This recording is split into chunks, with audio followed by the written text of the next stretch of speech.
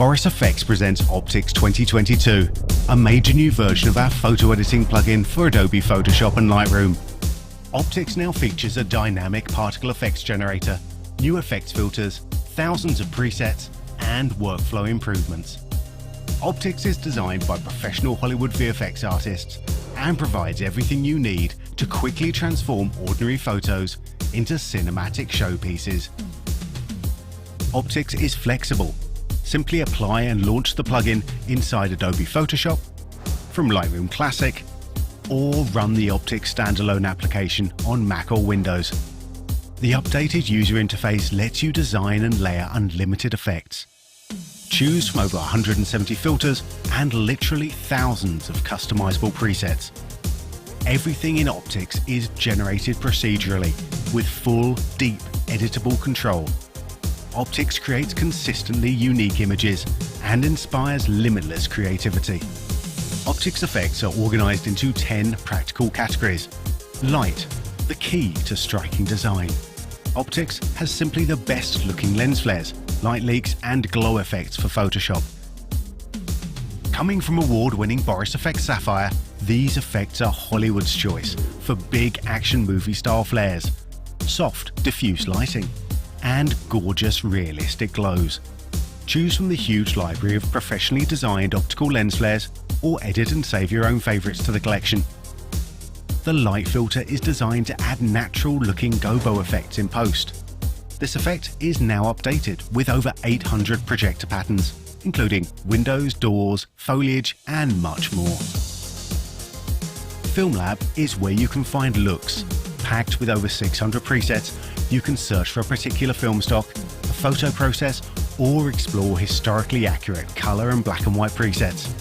In the film stock filter, you can now find updated looks inspired by famous Hollywood films. New in Optics 2022, particle illusion is an exciting, fresh category for enhancing images. It's the quickest and simplest way to add realistic particle-based effects to your images. Effects like smoke, fire, water, explosions, dust, sci-fi, and many more. Choose from the thousands of presets and interactively adjust properties like time, weight, and life to make your particles sit perfectly within your shot. And if you want to do more, launch the Particle Illusion interface to access all the parameters, including forces, deflectors, even fluid dynamics. Tying this all together is the Optics Layer and Masking System, where you procedurally edit and view any combination of effects. Add a new layer to composite with transfer modes, and isolate effects with masking tools. For complex shots, the Easy Mask makes tricky masks simple with gestural strokes. Perfect for hair and other fine detailed work. Masks can be combined to isolate effects and simply drag them to reuse them on other layers. Based on user requests, Optics 2022 has improved alpha support to exchange masks between Photoshop and Optics, as well as save alpha in the standalone. For users that prefer to composite in Photoshop, you might like to stack and generate individual elements with alpha. Or export easy masks. Alpha support adds flexibility so you can use Optics how you want to. New filters include Sapphire's Ultra Glow and UltraZap, and new Beauty Studio and Pin Warp filters add tools for beauty and retouching, plus Metal GPU acceleration and native M1 support for Mac users. With affordable licensing options and a free trial version, there's no reason not to see for yourself why professional photographers, artists and designers love working with Boris FX Optics. Download it now at borisfx.com. Boris FX.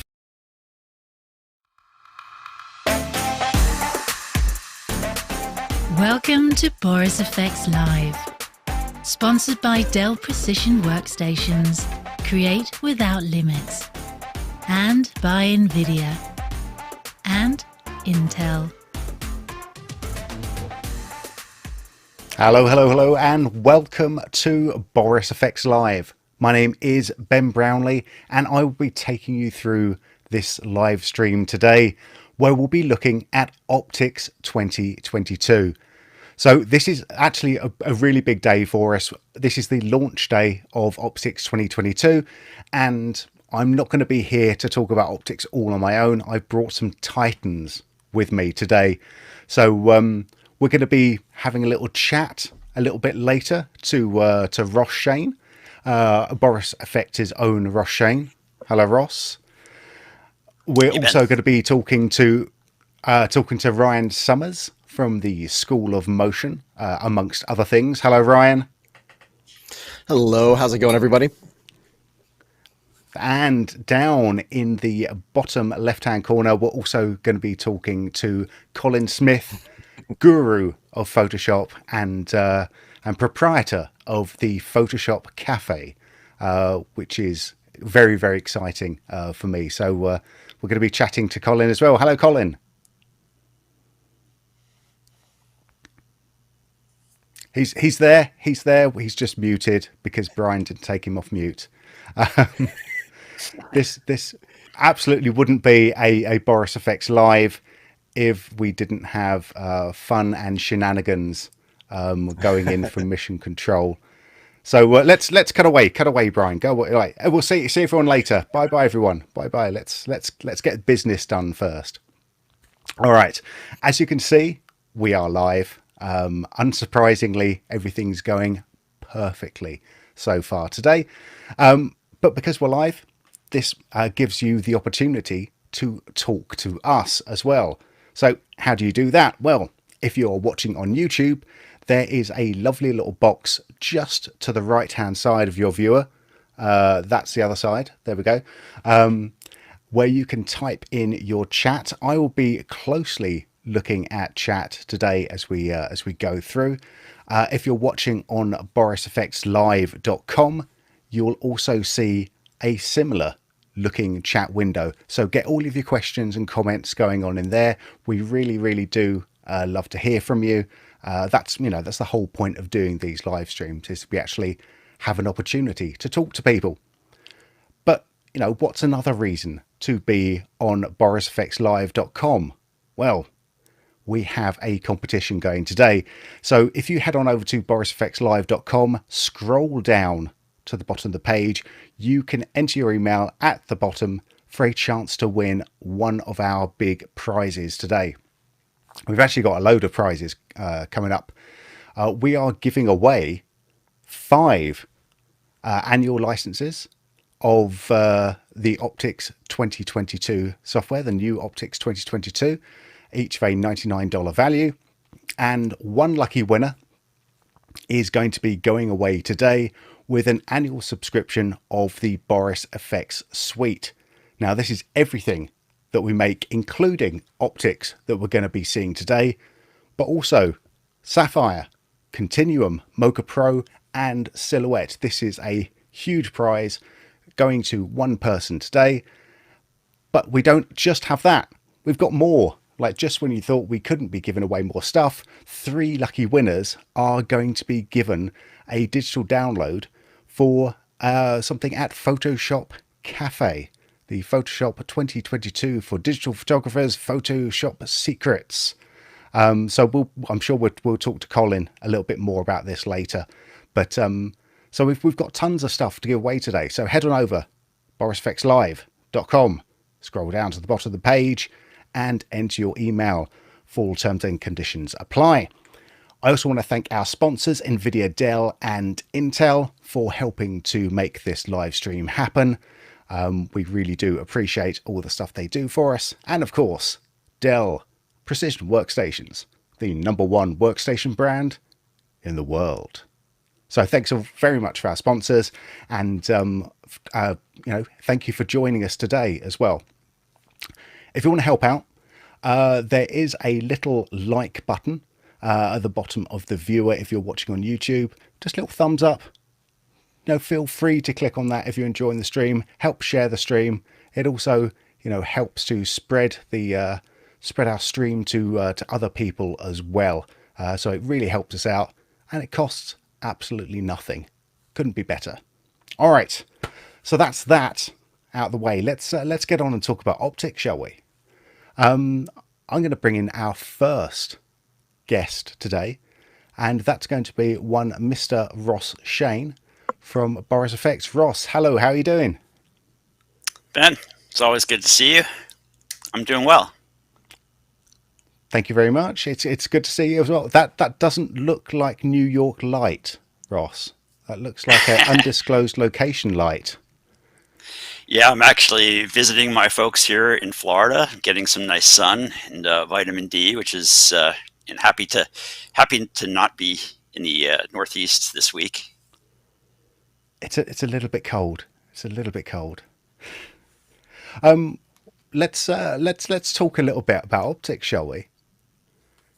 So tell me Yeah, more. I mean, I've been, obviously working with it for a little bit, but if you can give just like the elevator pitch for optics, or as we say in the UK, the lift pitch.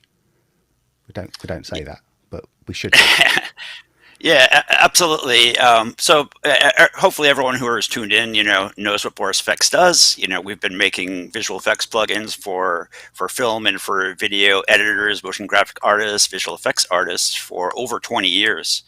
And what's really cool about optics is now we've actually taken a lot of our technology and put it into a product really specific for Photoshop and Lightroom users, as well as just general photography, enthusiasts with the standalone. So optics is a plugin that incorporates a lot of our technology. And why this is exciting for me is, many people know that Boris FX has lots of tools. We have Mocha, we have Sapphire, Continuum, Particle Illusion, and optics is really our first product that combines everything into one product and makes it really easy to fun to combine all the tools together.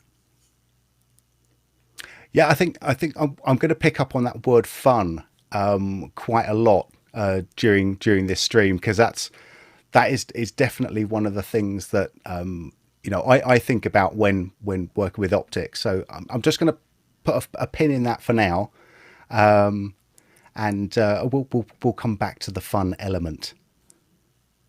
But I think before we get sorry, Ross. So yeah, you're about to jump in for me. No, I was just I'm really happy to share my screen, and I'm eager to show you guys stuff, and as well as see what Colin and Ryan have to show today.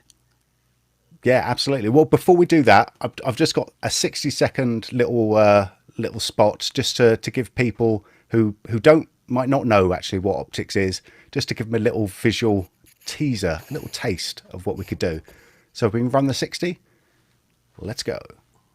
Boris FX Optics is the definitive digital toolbox for image editing, visual effects, and optical filter simulation. Available as a plugin for Adobe Photoshop and Lightroom, and as a standalone application.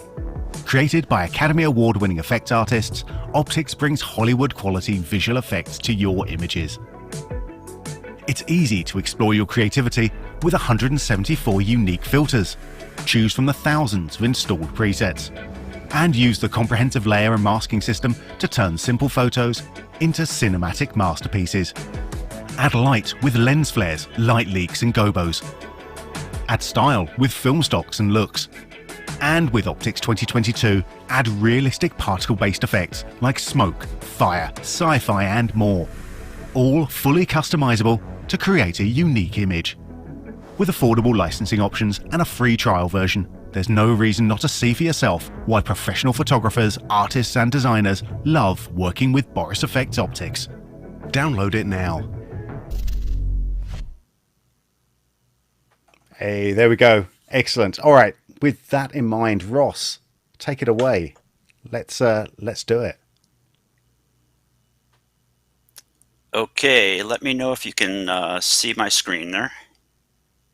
Yes, we can. If you can just hit the Okay. the hide button at the bottom, that'd be lovely. Thank you very much. Okay, so here I'm in Photoshop, and before we get into my little presentation, I'm just, for those who missed the top, I'm just going to just really quickly run through what's new in optics if you have used optics in the last year and a half since we launched it. So the main new thing about this release is a brand new category called particle illusion. particle illusion. It's basically fast and really easy to use emitter effects, and think fire, smoke, explosions, fireworks, dust particles, lots of really, really cool things. And they're not just overlays. You can actually edit them, and has lots of really fun controls. There's actually over 1,700 emitters found in this particle illusion category. So we're definitely going to be talking about this in the next hour. We've also added a lot more filters. So we've added more filters from both Sapphire and Continuum. So now we have some of the Sapphire emboss effects, some warp effects. There's a new pin warp tool that you'll find under the lens distort category. We have the Ultra Glow and UltraZap, which are new from Sapphire in the last year. Some new Sapphire texture generators for building backgrounds. And from Continuum, we also have a Beauty Studio filter, which is really great for quick and easy skin smoothing. And lastly, I'll just mention that this release is just much faster, and you know, it'll run a lot faster on Macs specifically. I know some of the early users of Optics were running into some speed issues. So now the Optics standalone is running native on M1, Apple M1 hardware, and Sapphire plugins are actually been updated to be optimized for Metal GPU. So pretty much even on a slightly older Macs, you're going to see much better performance on a lot of the Optics effects. The user interface has been updated, and when I launch, you're going to see some really nice updates there. And another feature that we added, which a lot of the early Optics users asked for, was they wanted to use the Easy Mask tool and export that to Photoshop. So now we can bring mask layers from Photoshop and open them up in Optics and do the reverse. We can basically create masks in Photoshop and send them to Optics. So if we talk a little bit about the fun stuff here, I'll show you that a couple of images that Ben and I in the last month have been working with the beta version of Optics, and we've both been having a lot of fun combining images. So I'm just going to run through a couple quick before and afters. And what's really cool about all these images that I'm going to show you is all the elements that you'll see were generated entirely in Optics with no downloads. So it's basically a source image and a background. Here's the after. So all those particle effects, glow effects, the fire, and all this dust particles, all created within Optics. And it's not just visual effects. So here's a kind of a typical wedding shot, and I went ahead and kind of just made this a little bit more unique and kind of event worthy there, using some of the particle illusion particles. And you'll see there's actually fluid dynamics where you can really create really quite realistic looking particles. Here's a little before and an after that Ben, you did, and this is just a kind of standard road shot. And this is using the UltraZap from the Sapphire collection, which is now, most of that is in Optics, plus a lot of particle illusion. There's little like rain hits and things like that. Here's another sort of before and after of a sunset. So there's a kind of just a sunset shot with more clouds that were generated in Optics in a couple different versions. Here's like some rain. And what I really found that I like about this compared to some of the AI techniques is that I could really tweak the background all to my liking. I'm not just kind of set on one background. Here's a product photography example where we're basically looking at some makeup shots. And I had no idea what I was going to do with this, but I was just kind of really playing. And this is the after, and this incorporates some of the new warp effects. If you look in the distort category, you'll find these warp puff is the background there, and which is combined with a lot of elements. Of course, for the people who are into, sci-fi fantasy and image manipulation, tons and tons of particles and smoke and things. And there's the UltraZap again, which is coming off the witch's hands there. And I know that Ryan is going to talk a little bit about how he's using Optics in different workflows, but for motion design and storyboarding, I'm finding that Optics is just really, really useful as well. So there's just a little shot that I've used Optics on to create the graphics and everything. And I did mention that you can apply Optics to the alpha elements as well. And last, here's a before and after of UltraZap. And again, just really, really fun to play with this, kind of really explore creativity because we're combining Sapphire, optics, and some of the continuum particle effects all in one. So now that I've showed that, well, let's actually launch it and start playing around. Here, I'm going to show you a shot here, these hands, and here's the after. So I'm going to kind of walk you through this. And I will mention that there's actually a video that we've done on our website where you can download this exact image and follow the getting started video if you wanted to play around. Now I'm using Photoshop, but everything that I show you here would be exactly the same if you're running in Lightroom or the standalone. For the Photoshop users, I do recommend converting your layer to a smart object, and this will let you go back and forth between optics and Photoshop. So let's go ahead, and you'll see we're going to launch Optics 2022. And the first thing that you'll see if you've seen this product before is the interface is going to look a little different. Now, rather than load in my last project, I'm just going to say, no, I don't want to apply the filters here. And then we're just into the default user setup of Optics. I'll mention that we have workspaces now, and you can actually save these workspaces. So, for example, if I wanted to create a workspace like this, I could actually go to this workspace, and I could save it as a new workspace, and I could even map this workspace to a key if I wanted to. Let's just reset that to the default, and you can import and export workspaces too, which is kind of cool. Okay, let's just reset that. So you'll also notice in the upper left-hand corner, the layer menu is a little bit different. And as I go through, I'll kind of highlight some of the other new points. Of course, Optics would not be Optics with all the filters and with all the presets. Let's just make this a little bigger so you guys can see. So here I'm in the film stocks preset, and you can jump around through that there and check all the presets.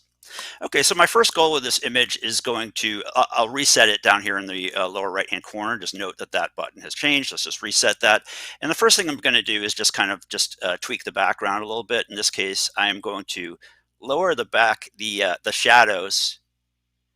And I want to get into masking, and hopefully you guys know about masking in Optics. Here are different kinds of masks. You have a gradient mask, and you'll see that the interface has changed a little bit there. That's a gradient. Let's add another mask. You have a spot mask, which is basically an isolated, circle with feathering. And, of course, you can also add different types of masks like paths and things like this. Now, we've improved the masking here in a great way. One is you can change the order of these masks just by dropping the order like that. You can combine them up here in the upper left, things like this with subtract and add. Let's just reset this because rather than using these masks, I'm just going to quickly show you the Easy Mask tool. So with the Easy Mask tool, essentially we just have this kind of neat little paint tool. Green is for the foreground. And I know a lot of the users have really enjoyed this tool.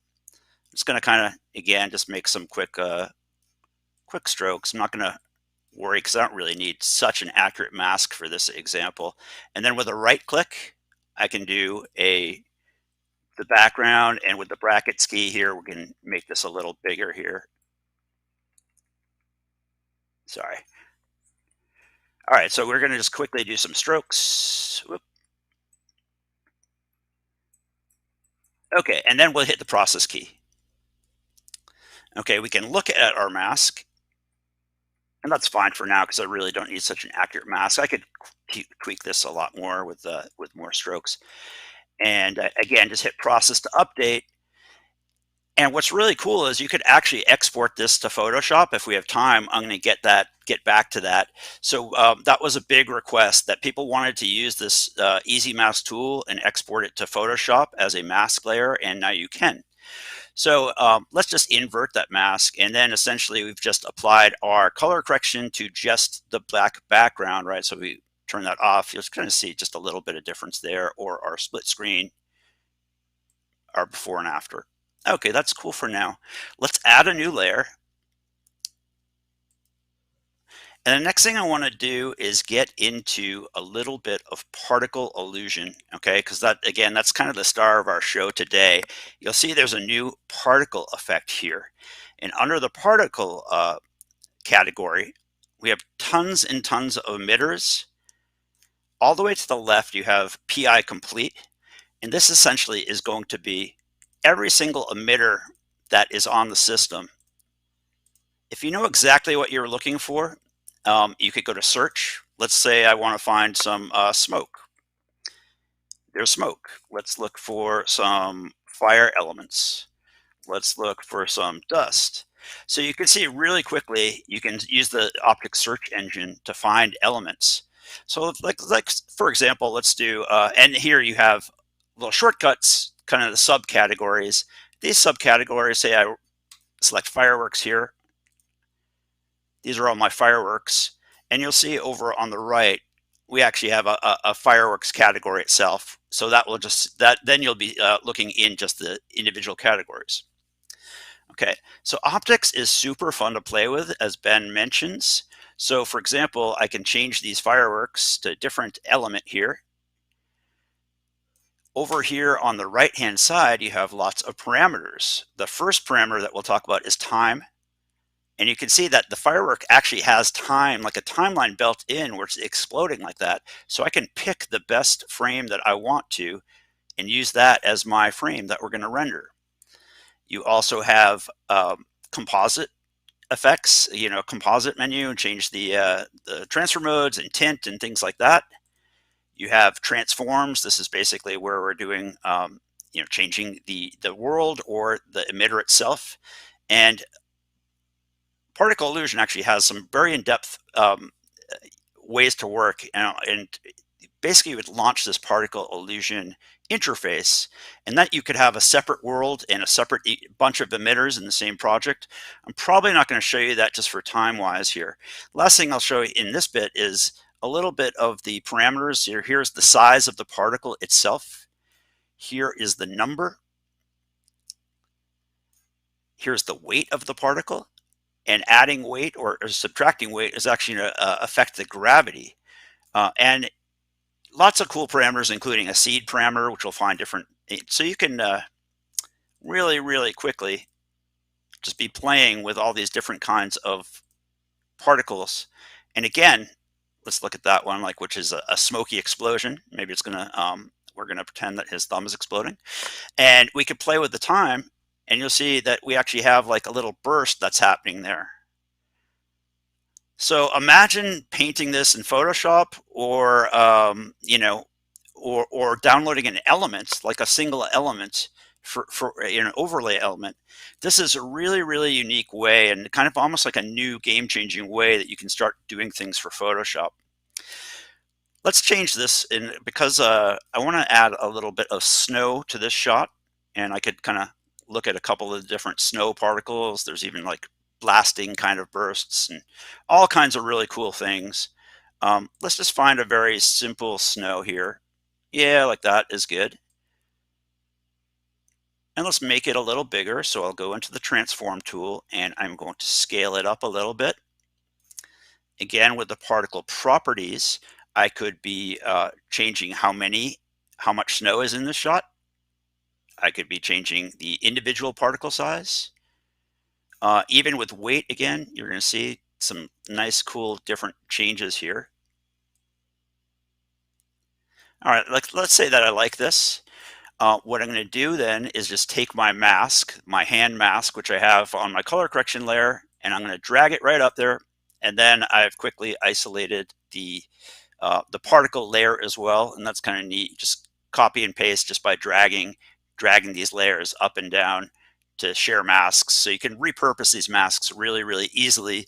And one mask could be inverted and softened. When you touch a mask, you have a blur and different tools there for blurring and inner or outer, things like that. Okay, let's make a new layer.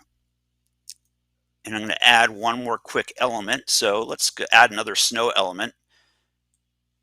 And believe me, there's just so much here to play with. Let's add this kind of it's called Snowball War 3, which is the preset. I actually have it starred, and you can see you could star if I want to use this one, you can go back here. You can star a preset if you want to find that one simply, and then when you go to your presets, you'll find it in your favorites. All right, let's go back to our snowball war particle here, which I think that has a really nice look for kind of like a kind of icy kind of look. Let's make this a little bigger. And again, with the gravity, I could actually make it look like it's falling downwards a little bit. That's kind of cool. And also, let's go ahead and paint some. Maybe take a little less of this. And obviously I could play with the number, but maybe I have this element that I like, and then I'm going to go. Let's add a mask here, and I'll add a paint mask, and you'll see it's inverted. Let's paint this back in like this, just a little bit, kind of a little less than we had before. And let's soften that mask up a lot. Maybe I do 100 or something like that. All right, so that looks pretty cool. So that's the kind of way, this is an improvement too with the paint mask tool. Now it's much easier. It looks, the overlays are working properly. So now I can kind of just paint this back in just the way you'd use Photoshop. All right, that's looking pretty cool. Let's add a new layer and talk a little bit about the color correction now. Usually the way I like to work, and I think Ben works like this too, is you kind of set up your shot in optics the way you like. Then kind of at the very end, you might go back and tweak it, whether it's for color correction. I like to use the Film Lab tool to make the photographs look a lot more film-like. Lots of great film stocks and different effects here. What I'm going to do is apply the film stocks. Think of this as sort of like an Uber effect where you have tons and tons of control. You have color correction controls. You have different kind of blending filters as far as different actually tint effects. You have sharpen. You have diffusions. You have grain. So it's really like an Uber effect here. And you can scroll through here and just try the different particles. You could also, if you like, go to the subgroups of the film effect, and lots of black and white films, cross-processing. That one's looking kind of nice. Brand new to this version too is we've added just even more presets.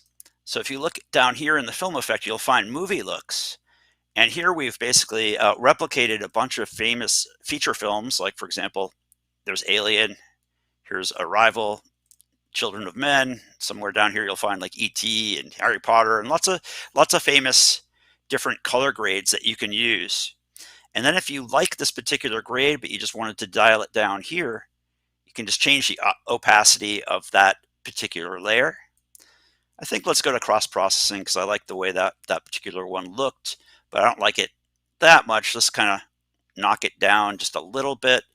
That's looking pretty cool. Just so quickly to kind of really drastically create this. And optics is procedural, which is really cool, meaning at any point I can just go back to any of these layers. Let's jump back to that particle illusion snow layer. Let's just make a little bit less of that snow. Let's look at the top here.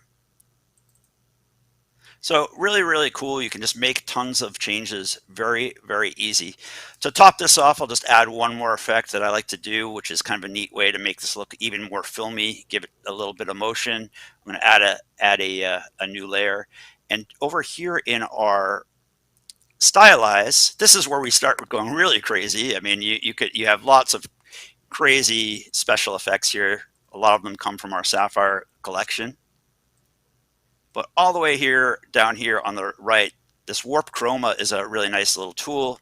What it's doing is basically doing it from a from and a to with these kind of like with the chroma channels. And if you just do a really subtle amount, what you're going to start getting is a little bit of chromatic aberrations, which is kind of cool. It makes this look a little bit cooler. There's a before and the after. There's actually is a preset, if you're just looking for it, it's chromatic aberration subtle, which is found right there too. So if I'm happy with this composite, again, we've combined a bunch of different layers very, very quickly. We're going to just hit apply. And then, let's hide that. Boom, we are right back into our shot there in Photoshop. If you're using Lightroom, it's going to be exactly the same. Or if you're using the standalone, you can export this out as a TIFF or a PNG or as a JPEG.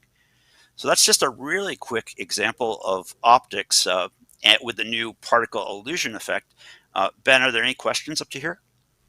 There are so many questions, Ross. I've been jumping in and then realizing that my mic's been muted, so you haven't heard a thing. So that's great. Okay. But that's probably been better for you, I think.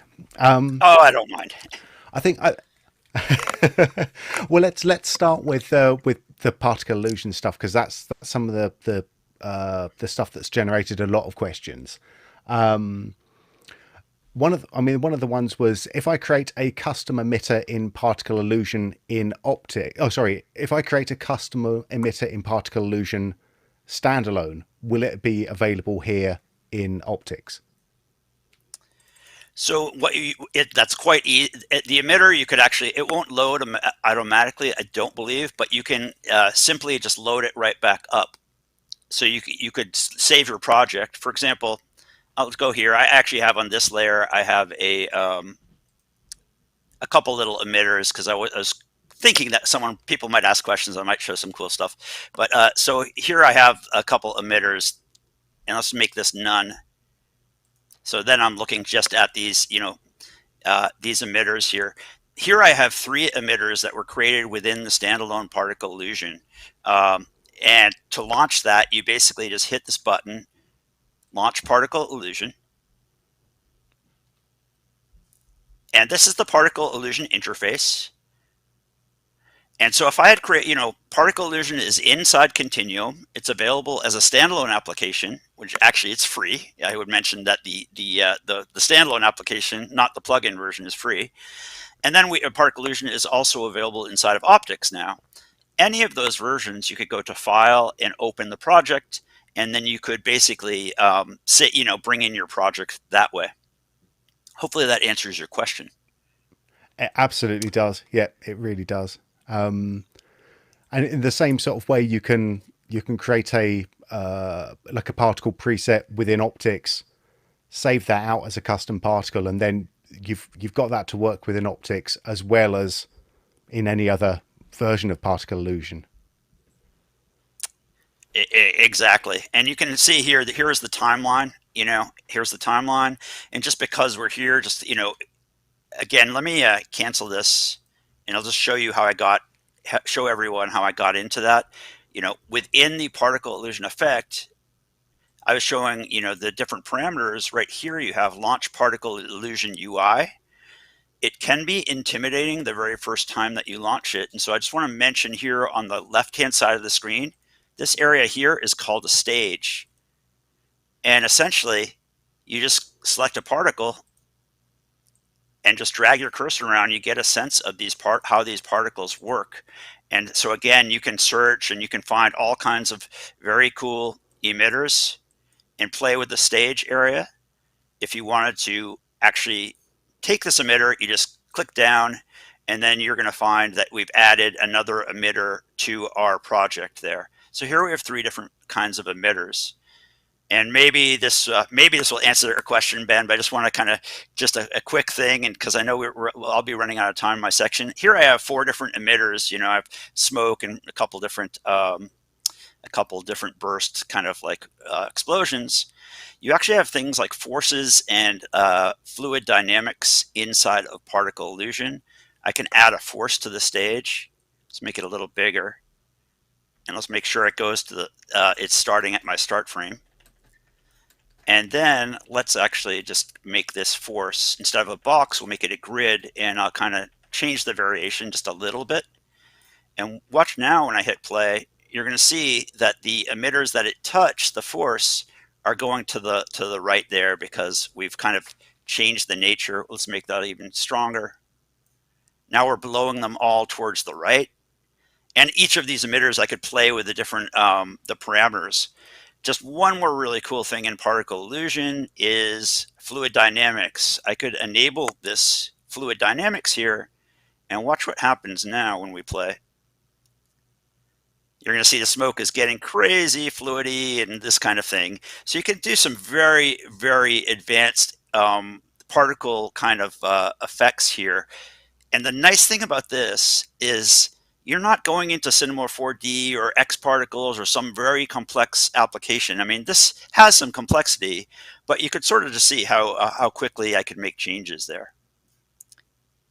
So I'm going But to it also cancel means that. that once you learn particle illusion in one application, you actually know it across everywhere you'll find it. So you know it if you go into Continuum, you know if you are just working in the standalone, and you know it if you work it in Optics, because it is, it's the same interface, it's the same program.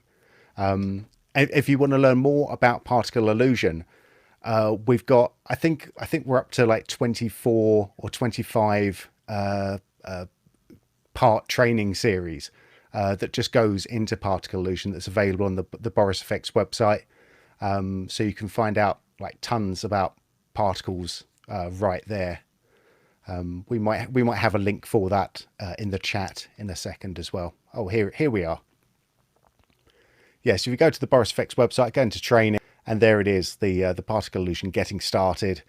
There's there's hours of stuff if you want to devote hours to it, or if you want to just devote 5 minutes to it, you can just do the basics and get up to speed with particle illusion there. But what blows my mind is that particle illusion is just, it's only one part of Optics 2022. And if you don't want to touch that interface, you can do pretty much everything just within the Optics interface, if that's more to your liking. Absolutely. All right, Ben, do I have a couple more minutes to show you one last example before we move on? You do? Yes, you do. Yeah, go for it. And I've got like 2 more questions for you as well after that. Okay, cool. Well, I'll jump in really quickly because I know a lot of people have been waiting for this masking, how to use the easy masks and the alpha support. And I know actually, Ben, you did a really nice masking tutorial, which is now on our website as well.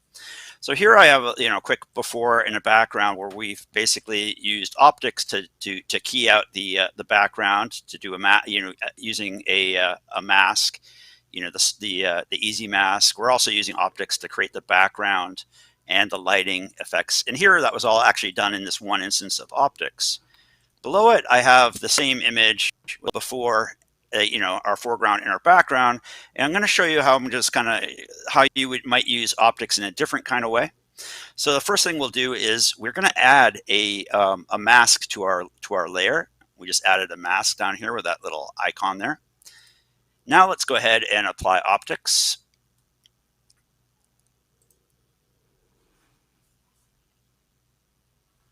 And I'm not going to take the other one. I'm just going to kind of get a fresh one here. And simply now you'll see that our mask now that we brought in is actually there. And for example, if I wanted to add if you want to add like an effect, a lot of people really love the sapphire lens flares, for example, or maybe even a good time to talk about the new UltraZap filter, which you'll find down here. If I wanted to get an element out, you'll actually find that we can bring these elements out with alpha now. So for example, I could go into the composite here and say zap only, and we can actually get this out with alpha. The A key is your alpha. So I could actually exit out and it will bring this right back to Photoshop with alpha. Let's reset that, because instead of doing that, let me undo that. Let me copy this. Sorry about that, guys. And move this up. Okay, but you could sort of see there's my alpha, my zap with alpha. Instead of doing that, again, let's make a mask here. And again, we're going to apply Optics. Let's just the default view. And then we're going to add our easy mask. And again, I'm not going to worry too much about the quality of this one, but a couple points I do want to make about the Easy Mask tool in the new update. Again, right-click to say, this is my background. Maybe a tiny little bit in there. All right, let's Now you see right now, I'm actually on a proxy. So if I wanted to use Easy Mask for Photoshop to export, I'm just going to basically turn this on to full. And now when I process the mask, we're going to get a higher quality mask than if we processed it on a different proxy. But you will note that you don't have to reprocess it. When I change to different resolutions, it will automatically use the full there. Okay, so let's just tweak this a little bit more. Again, I'm not really that concerned. I know I can get a perfect mask on this one, but even just so quickly, we've done a really nice job with this hair detail here. Whoop, mask, not alpha. M key for that. And you also have a really nice icon here, which will just hide the overlays now, which is very, very useful. Okay, so I want to get this out. In our layers, you can actually, if I hover over this, export masks for every different channel there. So the selected layer is going to be what you export back. So in this case, we just want to get that back. We're going to hit apply. And then we've basically applied our Optics Easy Mask in Photoshop the way people have been asking for. So hopefully that's a really cool thing for a lot of the existing Optics users. Absolutely. So Ben, it's important to kind of actually note that because it's brought it in as an actual Photoshop layer mask, you can still go in and do all the things that you would do to a regular Photoshop layer masks. You can still go in and refine it. You can come in and paint it up if you want to. You know, everything still stays editable as if you generated it any other way, which I think is very handy. Very cool.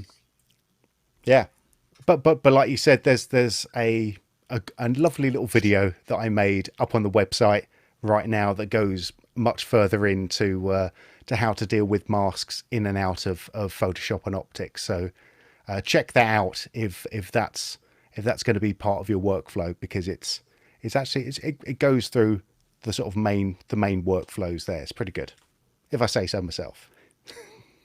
Yeah, it's pretty good, Ben. It's pretty good. It's pretty good. I give it's a solid 7. It's a solid 7. So Ross. Ben, I think at this point, just for time, I'm just really scratching the surface of what's new in Optics. I encourage everyone just to download it, play with it. It's a really, really great release. I've been having a lot of fun with it. I'm going to stay on and answer any questions if people have more questions. But at this point, I think I'm going to turn it back to you. I think that sounds like a very good idea. Ross, go away for a little bit, but stay close, because we will be talking to you again a little bit later on. I've still got like hundreds of questions to get through. If you have got a question that you haven't asked yet, don't be shy. Type it in the chat box if you're watching on YouTube, or if you're watching on borisfxlive.com. If you're on YouTube and you're enjoying what you're seeing so far, there is a little button with a little thumbs up that looks a little bit like that. Yours should look blue. If it's not blue, give it a click just to see if it turns blue, just for me. That would be very, very handy. It helps other people know that we're live and that we're doing stuff that you enjoy. But I think we should give away some stuff. Let's give away some stuff. People have been going to borisfxlive.com, scrolling down to the bottom of the page and entering our competition. And they've been doing that for the last 30 or 45 minutes. Goodness me, we've been going a while. And they've been entering our competition, and you can too. So let's give away the first of our prizes. We have a ton of stuff to give away today, but let's give away some optics. So who is our first winner? Sound effects included. It is Helga Pohl. Well done, Helga. You have won the first of our annual Optics subscriptions that we are giving away today. Well done. Let's give away something else. Come on, Brian. Let's get the drums going. And the second one is going to Melina Andrew. Melina Andrew, you have also won an annual subscription to optics, which is a $99 value. Congratulations. Do we have another one to give away? I think no. Let's give away. Let's calm down. We've got a long live stream ahead of us. Let's stick with those two. There is still time to win. Head on over to borisfxlive.com. Enter the competition there. But we've got some other new news, don't we, Mr. Brian? We do. There we go. Boris FX has a podcast. It's called Flow State, Stories from the Creative Process. And it's our own podcast. It's hosted by Nick Haraz, and he is talking with professionals about creativity and the creative process. So the first episode is up and available now on Apple, Spotify, Amazon Music, and basically wherever you get your podcasts from. So have a look for Flow State, Stories from the Creative Process. It's very interesting. If you're interested in creativity and talking to creatives who are talking about creativity, then head on over, take a little listen to Flow State. You will not be disappointed. All right. That is, we should get a nice, cool domain name for that as well, shouldn't we? I'm just putting that out live, obviously, not preparing anyone else for saying that, but you know, a nice little place for people to go would be good. But there we go. Flow State podcast. It's great. Anyway, let's head on over to our next guest. Our next guest, I hope, is available. His name is Ryan Summers. He is. Hello, Ryan. Hello. Ryan is coming us to us from the School of Motion, where he is creative director, and apparently you are a self-confessed pixel peeper. I guess, sure. I'm also a hockey fan, Yeah. root beer aficionado. I love comic books, a little bit of everything. There we go. How are you doing, Ryan? Nice. Thank you very much for joining us. I'm very excited today. Today's Optics Day. I've been a fan, but I'm an even bigger fan. Even just watching Ross right now, playing with particle illusion. I used particle illusion. I don't even want to admit how long I've been working for. Probably almost 20 years ago for 2D sprite sheets for video game development. It's just like super fast, super responsive.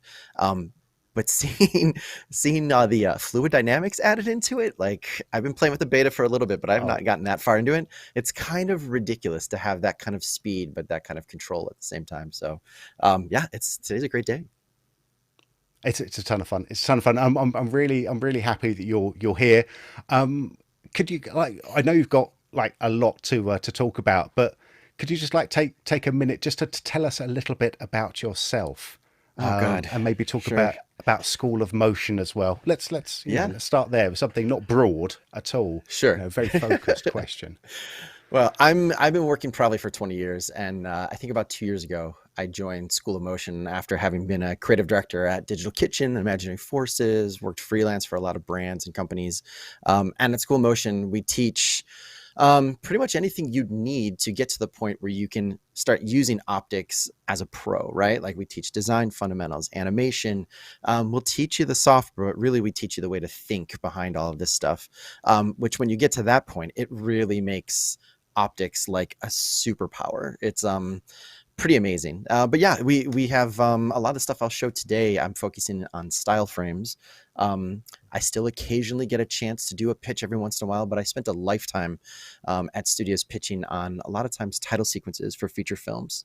So, you're talking to people like Guillermo del Toro or J.J. Abrams or Christopher Nolan, no pressure at all. And having your stuff shown to them and basically being decided whether or not they're going to pay you tens of thousands of dollars or they're going to move on to the next one. So that's kind of where the optics, I think, actually is a great kind of segue because I've used it in its previous incarnation, but I really think you're underselling a lot of the new stuff in here because just the speed alone. I was taking some style frames I'm going to show today and converting them from the previous optics to the new optics. And even simple things like loading up the interface, switching between things. The interface, the UI has a ton of quality of life stuff that hopefully we'll be able to show a little bit of it. But yeah, that's the kind of stuff that once you get your design chops and you get some of these kind of crazy assignments, the speed that you can make things with optics feels like thinking, and it feels like playing. But the other thing I really like is that working with smart objects, working with adjustment layers, it really fits into the way I already like to think with Photoshop. Because when a director like, say, God love him, Michael Bay, tells you something, are we allowed to swear on this show? I have to know. I think, you know, if we can keep it PG-13, I think will be nice. When someone like Michael Bay tells you how they wonderfully feel about your work and asks for a change very quickly, with the kind of language you would expect someone like Michael Bay to be using, having something like optics, it sounds silly, but in your back pocket, all that stuff is there. It's totally live. You're seeing the individual atoms of what your design was, not just a flattened layer. It's really, really helpful to be super flexible as well, to be able to go and change a color, change a temperature, change a value contrast, pull all of the environmental stuff out and throw something new on. It's really changed the way I use Photoshop on a day-to-day basis. I'll be honest, with the new version, short of positioning things and playing with text choices, I'm really using Photoshop as a hub to do a lot of my photo bashing and compositing work for style frames. It's basically a vessel. Photoshop is the vessel that allows me to get into optics now. That's actually really, really good to hear. And admittedly, it's how I've been working with optics and Photoshop for the last month and a half, when I've been putting a lot of this stuff together. And it's lovely to hear that we're underselling things. I'm very much of the, let things speak for themselves. So I think a lot of this stuff, it does go unmentioned, but shouldn't go unnoticed. So yeah, things like the speed, things like the UI. Let's definitely touch on that. But I think should we have a little look at your screen then, and let's sure, yeah, let's go through. Let me switch over. Stuff. Let me know. Are you seeing a big giant eyeball right now? It's a beautiful giant eyeball. Yeah, it's a beautiful giant eyeball. Great. Well, I'll talk a little bit about this image, but then kind of give you the context for it. So, quite often you'll get a call on a Wednesday or a Thursday to pitch ideas, right, for style frames, for a title sequence, for promotional marketing stuff, for an ad campaign, and honestly, like, you can say, okay, I'm going to give you 3 frames, but more often than not, especially if you're trying to do storytelling, you need to be able to make an entire sequence at a high level in a short amount of time that gets as close to what the actual physical final result is going to be. And this is where something like doing this many frames in 2 days, or 2 nights, optics really lets you dial into this. This was a pitch that came to me, I think, on a Wednesday night or a Thursday morning. And by Monday, you had to have this stuff turned around. And if I can avoid, working on weekends, I try to do that. And this is where, optics, the power, the flexibility, the wealth of tools. I'm an After Effects user, so having what I already know and love from Sapphire available to me as a designer, and then also knowing that when I make this stuff, it was built with tools that when I kick it back to After Effects, whoever's going to make this once I've won this job, they are not reinventing the wheel from the designs, right? Like the look and the feel and the I use this term all the time, but the cinematographic quality of what the tools inside optics give you. I have full confidence of a creative director that I can hand this off to a team and point back and say, this is what I used. I used particle illusion. I used After Effects. I dialed in all this stuff with, I think Ross showed warp chroma. I probably use it way too much, but that's my seasoning of choice for a lot of things, is that I think it's the superstar. It's kind of hidden away under the stylized menu, but there's so much stuff, and I'll dive into examples here of things that you could do a lot of this stuff in Photoshop. It would take a really long time to generate what I'm talking about, but also, even if you generate the filmic quality of the things, that the way the pixels blend and merge and kind of meld into each other feels like what I'm used to seeing at a high level compositing stage where people are doing a lot of work, and honestly feels optical. Like, I know that sounds silly to say for a plugin called Optics, but when you're used to working with material coming from someone who's shot on film, who's trying to get as much stuff in camera, anything you're doing to support that in terms of marketing or title sequences, it needs to feel like that as well. It can't just feel like it's an A over B slap comp, right? So even in the pitch, when you're in the room with a DP or you're in the room with a director, they're expecting to see this and they don't know you only had 2 days, right? Or a couple of nights. They need to know that this is going to have the confidence to make stuff that looks like their quality. Does that make sense? Absolutely. Yep. So one thing I will say, I want to talk about optics in 3 different ways, right? Like to me, optics is amazing as kind of like a finishing tool, right? Like the color correction you can do it is amazing. But I think Ross stole my thunder a little bit, because what I love about the new optics is that it is essentially an element generator. Like it's like a factory for creating elements. So much that I actually feel bad sometimes now for people that sell kind of like JPEG packs or QuickTime packs of stuff, because I'm just like everybody else, right? I have folders and folders and folders and files of endless amounts of bokeh and overlays and dust and scratches and sparks and everything you can think of, right? This is endless. I could keep on going forever. I don't lean on this like treasure trove of stuff anywhere near as much, because it's super hard to find the one I want. I have to audition it. It's slow. I have to copy it over to Photoshop. And I'm also baked into, any of these images the way they look, right? I can't really adjust like, if I really wanted this bokeh to be interacting and mixing with the orange side here, I either have to go and find one and hope it's going to work for my screen or that it's going to work for orientation, or I'm going to have to go in and like hack it, right? I'm going to have to go and comp it out and try to put it together and make it blend the way I want to. And you get into that level of noodly stuff. Like, what if I love this one, but I really don't like this like rainbow prism, but I need that? That's a pain. That is one of the things that I think Ross started showing a little bit, that the idea that I can literally, so like this image, I will admit, when you make style frames, you pull from places anywhere you can actually get things. And there's an amazing resource called Shot Deck that is basically like every single cool frame from every single cool movie. You find a starting place when you are making style frames to work from. And one of my favorite movies, and I will never apologize for it because I saw it 7 times in the theater, is Avatar. And I'm always looking for places to reference James Cameron's, his eye, his style. But I seriously think like the opening shot from Avatar, the first 2 shots, is like a masterclass in storytelling. So I've been trying to find a place where I could use the opening shot as a basis for something that I'm pitching. So this is literally just starting from an image that came from a film that we can kind of tweak and kind of play with ourselves to wherever we want to go. And the color correction capabilities, right, are amazing, right? Like this is pretty transformative, just to go from this just blue kind of dead shot to something that, for the story that I'm telling for this IP, I need this to feel like it's warm. I need to feel like there's fire. I need to feel like there's chaos all around it. And optics is awesome at doing this, right? Like I'll pull it up just for a second, just to show like what I did. It's not all that different from what Ross is doing, right? And I will pull in my setups. Let's see, extreme close up. Let's see. So this is all the stuff I'm getting from it, right? Like I'm just going in and starting to play with it. And you can see, here's my initial image. I'm starting to add some kind of light mist, some atmosphere. The defocusing tools within optics are totally amazing. And it's one thing I would strongly encourage people is that you can play with the presets and those can go really far, right?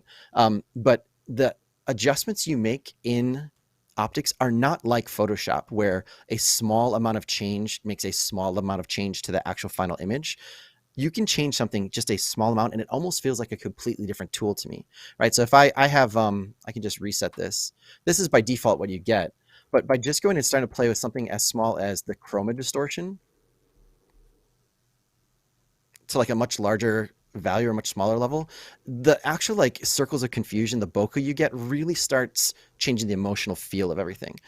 So I start layering stuff all the time. One thing I don't know if Ross just showed this or not, that I love is that in the interface, you can obviously go to your topmost level and see what's going on and see the final. You can hop down. You can do the A/B stuff where you can kind of see, like what do I want to see, the previous or the regular, and the split screen's great.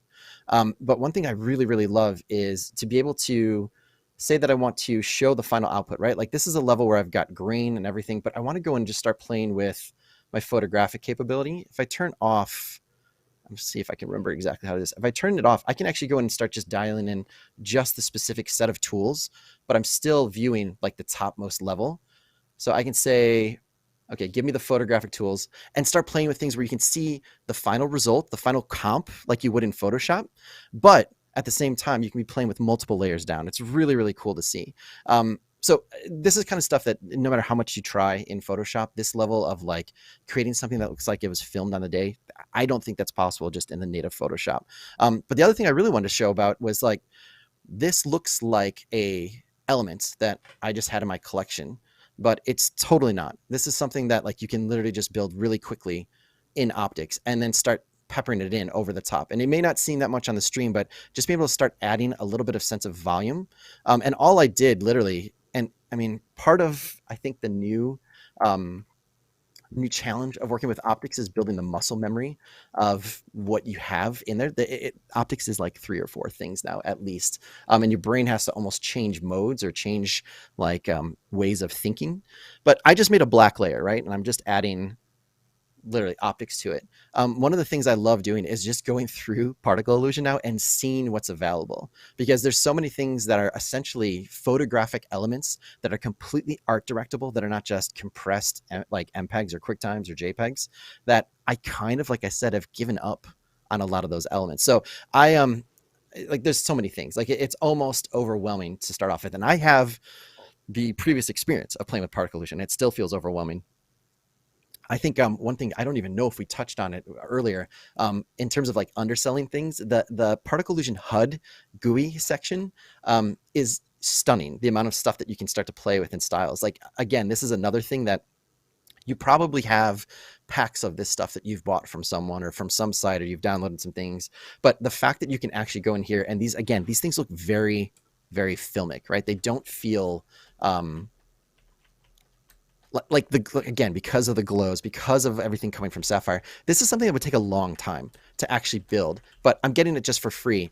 And I'm not going to even start going down the inception rabbit hole that Ross started going to, where you can launch particle illusion and dial in even further. But just the fact that there are so many little things, like the fact that I can start adding additional glows, start playing with thresholds and changing things, even just in this section. The glows, the particle properties, and the composite options, especially once you switch to alpha and apply mode, what you can start doing to kind of just dial these in without going further in, going down the rabbit hole, is amazing. But just to go back to this, right? Like, I love this PI miscellaneous section is just a treasure trove of things. This underwater sunshine is full of a ton of possibilities. So for mine, I just literally turn the glow on. I think I changed the color to something that's a little bit brighter and more pink.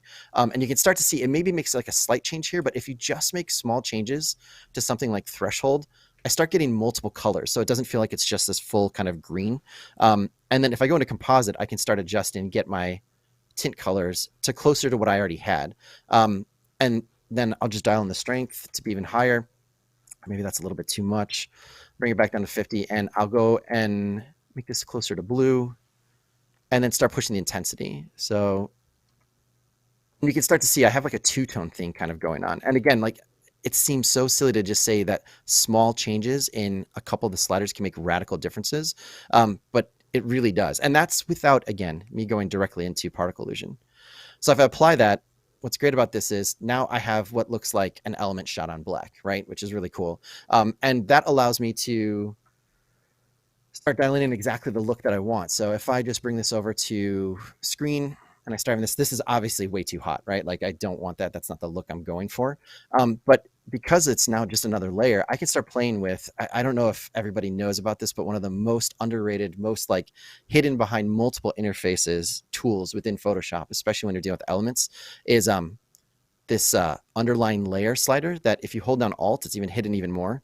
The fact that you can start dialing this stuff in, and it's automatically blending without having to do any selecting, without having to do any masking. It feels super organic, but you know, like, it seems small, but just being able to start adding in all these additional little elements, again, it really is super powerful. And you essentially, like I said, you have what I think is a factory of element builders, which is, again, something that you don't think of for optics. You think of it as like, oh, I've got Sapphire. It's a color correction suite. It's a finishing tool. But for me, the element builder element of it is like, it's almost an additional app. It's almost like you're getting a whole second app with it. I have another thing I want to talk about. I'm actually really glad. Yeah, you've got time, but can I just want to say this is absolutely amazing, and it's awful because it feels like you're talking out of my brain. Like all of the stuff you're saying is like is the exact sort of thing that I've been thinking about it as well. And I just want to build on that idea of element generation, because I think that's really easy to undersell again, which very, very guilty of. Because people ask, is optics only for photos? Well, it's not actually, because we've got so many things to build stuff in there. Yeah. I've actually got a tutorial. I'm not even sure if it's up on the website yet, but it will be soon, about using optics to build background elements and graphic elements, because there's just so much you can do using, any three of the 170 something filters, and just putting those together to actually build up like these amazing, controllable organic backgrounds. It's I'll let you get back to it, but I think it's worth reminding people that optics isn't just about making pictures look prettier. It's about being able to generate stuff out of nothing, and make those look gorgeous as well. Well, I think the underrated element as well, once you get that around your head, and again, we're not even diving into the fact that you can sculpt this stuff, right? Like you can go into particle illusion, you can dive into it, you can apply wind, you can apply fluid dynamics, you can apply forces and deflectors, right? So if you need smoke coming off of a coffee cup, but you need it to also flow around a person's hand that's sitting above the coffee cup, you can do that. You don't have to go find a still image, go into Photoshop, try to sit, and we've all done it, right? You try to use the warp tool, you try to use the liquefy tool, you try to smudge stuff around, and it always A, doesn't look optically correct, and B, you spend forever monkeying around with it, and then C, it's not reversible, right? Most of the time it's fairly destructive. If you're not on a smart object, if you're using, like it gets hard to track that down and change it. But that's what I love about this, is that, what I normally always do is I collapse this down, but I always have essentially like you might even see them in one of these layers, a components folder, where I will literally just stuff the smart object with optics on it into a folder in my like layer group. And if I need to go back, I can go and adjust anything. Because if somebody says, Michael Bay, again, love him, says, I hate the color green. How are you so stupid? I know I don't like the color green. Can you make it purple and take away the bubbles, but then add some more God rays? You don't have to start from scratch. You can just go right back. You can dive into particle illusion. You can literally, and Ross, correct me if I'm wrong, if he didn't like these bubbles, but he wanted them to be dollar bills, or he wanted them to be diamonds, those are probably based on sprites that you can literally get into particle illusion, swap the sprite, and still have everything available to you. That's way more powerful than just a pre-baked kind of QuickTime. Absolutely. So the other element to optics that I want to stress to people, especially if you're having to like make kind of frames like this, or you're having to design very quickly, is that if you already know where you want to go, like you have the image in your head, you know the color values, you know the kind of overall kind of like way it's been shot, you know what kind of elements you want to add to it, optics is amazing. I would say 90% of my issues when I'm trying to put things together, though, very quickly, is I run out of ideas. I run out of things to play with. Like I only have so many, moments to pull reference, and you spend, like for this project, we spend forever, pulling reference, right? Like there's endless amounts of reference, right? Movies, other things you found, Flickr, Unsplash, Pexels, your personal kind of morgue of stuff. These are all like endless amounts of images that I, pull as either research or reference. But at the same time, sometimes you're just like, man, I need to go from this shot to this shot. What do? I need to imply that there's some sort of transition. I need to come up with some kind of cool idea, and it can't just be a hard cut or a cross dissolve because of who you're talking to. It needs to be something that implies something more exciting or inventive. So I was basically in that place with this frame. I knew I needed to get from the previous shot to the next one. I need to get a transition for color. I need to have some kind of implied movement.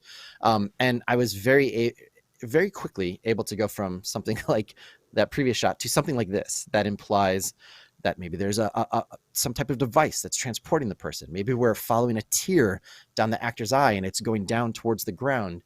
But there's so much action, and it still feels filmic, right? It still feels like, you can photo bash a ton of elements. It's really hard if you have to do 40 frames in 2 days to make these feel like they were shot, that they're optical, like there's, again, cinematographic. And I can just show you like exactly what it took to do this. It's really cool. And I think Ross was talking about how there's, obviously there's particle illusion. Let me load this up. It's this one. No, sorry. There's all these really great big type. I don't think I have it. For some reason, it's not. I have had one issue where sometimes my old layers don't load up again as a previous one. But I was going in and starting to play with all the different kind of, see if I actually cancel it and rebuild it. Yeah, usually if you hit cancel and come back in, it will pop in the second time. Yeah, and we're running on the beta. Happens on occasion. Yeah, so for some reason it's not coming in, but I'll just talk about the different layers that we played with. There is so much fun stuff here in Stylize that I'm really, really surprised that there's not more discussion about it, right? Like we talked about warp chroma, I love that, but the lens distortion stuff is ridiculously powerful. And I think probably for some reason I was like, man, what would a fisheye lens look like on this? And I started playing, I think, with reversing it. The other thing about a lot of this stuff is that in optics is that you can go negative values, or if you go instead of 1 to 10, if you go from 1 to like 0.9 or 0.8, it gives you totally different looks, which is pretty amazing. So that's kind of what I did. Was I was starting to play around with just like, you know what, I have no idea what I'm going to do. Where can I go? And through a couple of filters was able to kind of create this whole look that gave me the sense that I'm looking down something, that there's this distortion, that I'm landing on something, which then allowed me to get to, this frame. And I had a really nice transition, like all of a sudden I'm landed. And again, being able to have the warp chroma, being able to have the motion blurs. Another big thing when you're making style frames that's really frustrating is that like you don't have a chance to create motion very often. It's really hard to imply that. Sometimes you have to show, and I think I even had to do that in this project. Sometimes you have to go from, oh, here's a frame, and in your written description, like I'm going to move, and then I'm going to go across, and I'm going to move through another space, and then I'm going to follow this ink, and this ink is going to shoot up. But I think the displacement, the blurs, all the stuff that you can use to imply motion is really, really powerful as well inside of optics. That it probably doesn't get the biggest kind of notoriety, but again, they're fast, they look really good, and they're very, very filmic, which is to me like the biggest part of this. I have a bunch more frames I can show you. Any preference in terms of frames that I could show you? This is a shot that goes from here to here. This is actually from the Temple of Doom. One thing you learn about when you make style frames is that you borrow things from everywhere. This one might be a good one to kind of show you the process as well. Yeah, that looks nice. Because the big thing I think about optics that really helps you also is that once you build the muscle memory of what's possible and you start to kind of have your own setups, your own little recipes, you start changing the way you design. It starts giving you the opportunity. You have way more confidence that you can do crazier things, or your photo bashing doesn't have to be perfect because you can use optics to essentially glue everything together and make it look like it was shot on the day. So essentially we started from this frame, again, just pulling reference, finding, great locations or great places that have a good point of view. This is actually probably not the best image if I didn't have optics, because the value contrast is really high. The darkest darks are really dark. The brightest brights are blown out. But because of, I don't know what magic is going on inside optics. I don't know if it works at like a 32-bit kind of color space or what it's doing to be able to make me able to play with stuff without 32 HDR. So it feels like even if you're giving it LDR imagery, whatever you're doing inside and you pass back to Photoshop, I don't feel like I'm clipping to white as fast. I don't feel like I'm crushing shadows and seeing a lot of noise. So once you do this a couple times and you realize you have a lot more latitude, or there's more room to play with things, you're not trying to make everything look perfect in the comp, right? Like this comp is pretty garbage, right? I'm basically just using Photoshop to select things, to place things, and to add some type. But once I flatten all that down and I get into here, like this is what I started with. But going into optics, I'm able to very easily start to, and I'm still having this issue where for some reason this stuff's not coming back, but I think I saved setup, distorted hallway. Yeah. So this will show you like, it's pretty straightforward, and you can really rely on a lot of the heavy lifting, whatever the math is that optics is doing in the background. I went from this, but I got to here, and it's pretty insane Like this is super sharp. There's no sense of depth of field. There's no sense of environment. There's no sense of like lighting that was intended or was done on purpose. It just feels like this is what I got. Theoretically, if you showed this to someone, you could tell the story, but this doesn't have to have you in the room telling the story. This tells the story completely on its own. I get a sense of the time of day. I get a sense of the drama. I get a sense of the movement and the speed. And it's really just once you start to know what's possible, you just start layering things up. I can just flip through these really quickly. They may not come in totally. There's a lot of like subtle kind of color adjustment I do before I really start diving into all the really like sexy effects, but ambient light, being able to use flashing.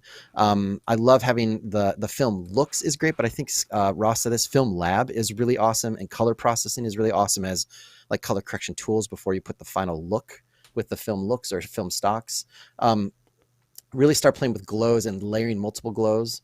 The rack defocus is awesome. The actual masks themselves. One thing I don't think anybody mentioned, I wish I had more of this in Photoshop, is that you can stack masks. You can actually have multiple masks interacting with each other, or you can use them to audition different versions of masks while you're working, and they live along the way. Warp chroma is obviously huge. The blurs, again, like this, the difference between this feeling static and boring to this feeling like it's pushing you into the scene. You start getting some sense. I love using flashing when you have a interior space with a little bit of like bright light that makes it feel like the light's flooding into the space. And then you start getting into the stuff that actually makes it feel like it's designed, like it's been shot, like you're acting like an art director, and then all of a sudden you put your DP, your cinematographer hat on. The photographic filter is great for that. We start building in film stocks, and then there's also just these great little things. I love these little touches that like I've never even heard of ice halos before this, but again, you just start playing around with things, and these little just hints of light that feel like you were there on the day, right? You design the look, you stack things, you try to color correct it. But it's not just like a J.J. Abrams lens flare that you stare on the side. You stack two of them and then you call it a day.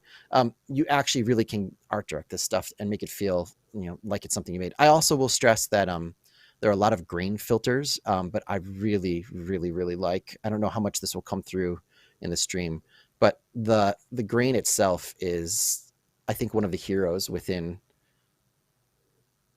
optics. Hopefully you can see that, but that's ridiculously fast. That's looking good. Yeah. Like trying to do that in After Effects with just the standard film grain will be, I think I don't know if I mentioned this before optics. I spent so much of my time making an image in Photoshop, saving it, and then opening up in After Effects and using the full suite of tools that After Effects artists have available to them to try to get something like this. And that's slow and that's clunky. And if I have to adjust something, trying to track down where in my process I did something in After Effects versus where I did it in Photoshop is a bit of like an annoyance, right? You almost have to keep notes at that point. This kind of totally just alleviated any of that work. So yeah, I don't know if you can tell. I love optics. I think, like I said, the particle illusion stuff is amazing. I didn't have an example to show off yet of the what is the super cool new? Is it UltraZap? UltraZap, yes, the electricity is electricity plugin. Amazing. It's very, very cool. I wish I had UltraZap, and maybe this is in Sapphire and I don't know it. I wish I had UltraZap in After Effects to animate, because it's become second nature to me in terms of playing with it and knowing what it can do. You absolutely do have it in Sapphire. And in Sapphire, you can track it and do lots of, well, obviously all the motiony stuff to it. So UltraZap is yeah, it's a one of my favorite of the new filters. I love it. And but just to have it in optics, I think that's where it's working really, really fast. That's that's something else. That's another understated, undersold element of all of this is just the confidence. In my world, there's a really distinct line between the building when you walk into a studio to go work, where there's the designers on one side and they are trying to pitch and win the work. And then there's almost like a dividing line where there's then the animators and the compositors who have to somehow figure out how to make the stuff you slap together in a handful of days, make that come to life and still feel true to that under the scrutiny of someone operating at a very high technical and artistic level.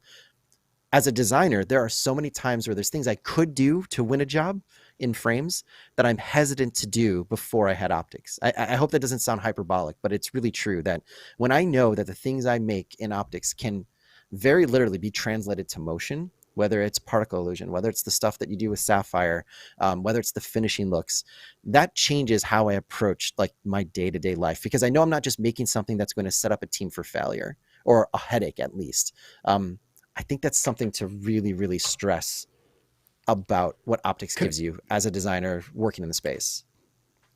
Can I build on that just like for just a second? Because you just hit on a really important point that when you're working in optics, a lot of the presets that you're working with are either going to be available to you in Continuum or they're going to be available to you in Sapphire. So if someone's working with a Boris FX suite, you could legitimately be creating up style frames in optics and take those exact filters, those exact settings, and put them into motion. There's no kind of mucking about with it. That's you've got it right there for you. So yeah, so you aren't setting people up for failure. You're actually shortcutting the process a lot for them. I think that was really huge, great. I don't know the best way to like put that into a single bullet point. Like particle illusion, you show that to someone, people get it. But there is a narrative underneath all of this stuff that you're adding to it, that it feels like it's not just a bunch of cool features that aren't thought about the end user and the application of this in the real world. It really does feel like even though it's a design tool that goes to photographers, as much as someone in my position, it is very aware of the other people around the pipeline and around the workflow, which I really appreciate, because there's a lot of other great tools that look great, but then trying to make it work for everyone else is really difficult. So it's much appreciated. Well, I'm glad you picked up on again that underselling of all of this. I'm picking up a theme that maybe we ought to try and be shouting a bit more about some of this. But it's great. I've got some questions, if that's all right. Please hit me up. Yeah, I've got a ton of questions. Really. Like the first one is obviously the most important. This came from chat, which was, what's your favorite root beer? As a self-professed root beer aficionado. That's funny. Well, IBC is a workhorse. It's available everywhere, so you have to have it. But I would probably get kicked out of the city, if not the state, if I didn't say Sprecher, because I live in Milwaukee, and I didn't plan this. But as soon as like COVID it goes away and it's safe enough for me, you can actually do root beer tasting at the like factory 4 blocks away from me. So I didn't mean to move to the home of what I think is the best root beer, but there are a lot of other great dessert root beers, which you can tell I'm an idiot about it because I classify it that way. But I would say Sprecher, just so that I don't get kicked out of the state. Okay, good. Speaking of as someone who knows zero about root beers, you spoke with confidence and you have sold me. That's right. So well done. I've got another thing, because I actually should say this, because you're working on a beta version, because Optics has literally just come out today. Yes. There was one thing you showed in particle illusion that we took out, and that was the glow at the bottom. No, not oh no. Oh yes. Yes. Because what you didn't show was Ultra Glow. Which there you is go. Yeah.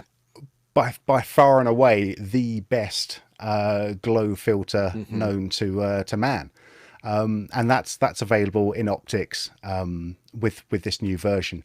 So because it's unfortunately named, it's all the way over to the right, so it's actually a little bit, you can overlook it, but Ultra Glow it's there. So I'm excited about that, actually.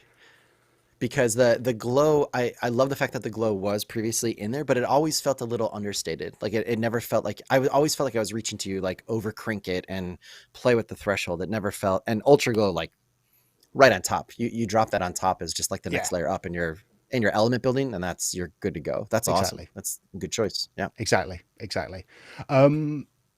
The other thing I've got, like, I know we're completely going on time. I've got one more question for you here, because you've been working with optics for a little bit, but I'd like to sort of like dig down into, you know, when you first opened optics, what were your initial feelings? Because a very wise man told me maybe about a week ago that so much of software is actually about emotion. You know, it's not just about what you can do, it's about how it makes you feel. So, you know, what were your initial feelings about optics? I will say right off the bat, it was a little overwhelming because you have, you know, your image and it is an interface that is, once you use it, it's, I think, more intuitive than Photoshop for the type of work I'm doing, right? In terms of being able to basically pin my view to a top layer of effects, but then I can go anywhere in that chain and say, well, I want to adjust the parameters, but still show me the final. Like, that is, once I discovered that, the light bulb went off in my brain. It's like, this works the way my brain works, right? Like, I know I have a final look. I don't want to put my final film look at the last step. I want to apply my film look to my image, my raw image. And then I want to go and do what I need to do to make that image work correct for that final look. Previous to this, I always feel like I was always working where it's like, okay, I'm going to add a little diffusion and I'm going to do a little bit of like chromatic aberration. And then, you know, maybe I'll play with like the levels or the contrast, like all of those color correction tools you're used to are there as well. I didn't show any of those, which is awesome. But then at the end of the day, you're still going to apply some type of finishing, right? Like a color grade or a color look. And then I found myself having to go back down, like, okay, wait, where did I push the blacks too hard? Maybe it was in the levels, maybe it was in the film lab, maybe it was in the, you know, like maybe I picked too dark of a color for my cross processing. But if you do it with like it's almost like a LUT. It's not technically a LUT, but like it's almost like the way you would work with a LUT on set, where you're viewing a raw image, but you're putting something over the top to get you close, and then you can, you know, set your cinematography right. It feels a lot like when I used to be in color grading suites with Flame Artist. It felt like the way they would work and the way I was taught. So there's that. There's a little bit of confusion, and then just because it's like there's so much stuff, it asks you to play in so many different ways. But once, like I said before, once you get a couple recipes, like everybody will find a couple of tools that just like resonate with them. Like I love Warp Chroma and the film looks. But once you rely on those, the amount of play that you actually have of like exploration and trying stuff. And if you start dialing the parameters and just start, like I was showing, like just adjusting a little bit, you know, the look you can get from a blur at one setting versus another setting, which is why I really love how robust the presets are and how like right in front of your face they are, because you can pick Warp Chroma, but the look you get from it almost feels like 5 different tools based on how you set things up. You've done a really good job at allowing people to play in a way that I'm not used to with Photoshop or After Effects, right? Like when I work in Cinema 4D, I have a certain amount of like, oh, I'm playing because I have all these tools to manipulate 3D geometry, but I don't ever really feel like I get that sense as a designer. I just feel like there's an impending doom, there's a ticking clock, and there's a pressure that I got to go from a white page to a finished image, right? But now this makes me feel like, oh, there's a lot of stuff I can rely on. And if particle illusion gives me the same flexibility and speed, but also depth of like things I can adjust, then that's just a whole new world of like things. There's definitely like an ethos or a vibe you get from, if you spend a week with optics, there'll be a breakthrough moment. Or like, oh yeah, that's how I can work with this. So I don't know if that answers the question, but it definitely was like a little bit of an emotional journey. Cool. Yeah, no, that's brilliant. Like Ryan, we're gonna have to move on a little bit, but are you gonna stick around for a little bit more? Absolutely, yeah. I can't wait to see the next section. Yeah, that's great. We do have Colin Smith coming up from Photoshop Cafe. So, you know, stick around for that. If you're enjoying what you're seeing so far, hit the little thumbs up for me. If you're watching on YouTube, if you're not watching on YouTube, if you're watching on Boris FX Live, you know, there's no rule that says you can't hop over to YouTube and click the little thumbs up button. You know, just for me. I'm not going to tell anyone, but you know, it helps us out quite a bit. And as a reward for being on Boris FX Live, obviously you've already joined in on our competition. If you haven't done that already, there is still a little bit of time left to get your get your name in the bag, because we are still giving away a ton of big prizes. Head on over to borisfxlive.com, scroll down to the bottom of the page, fill in your details, and be in with a chance to win. Full terms and conditions apply.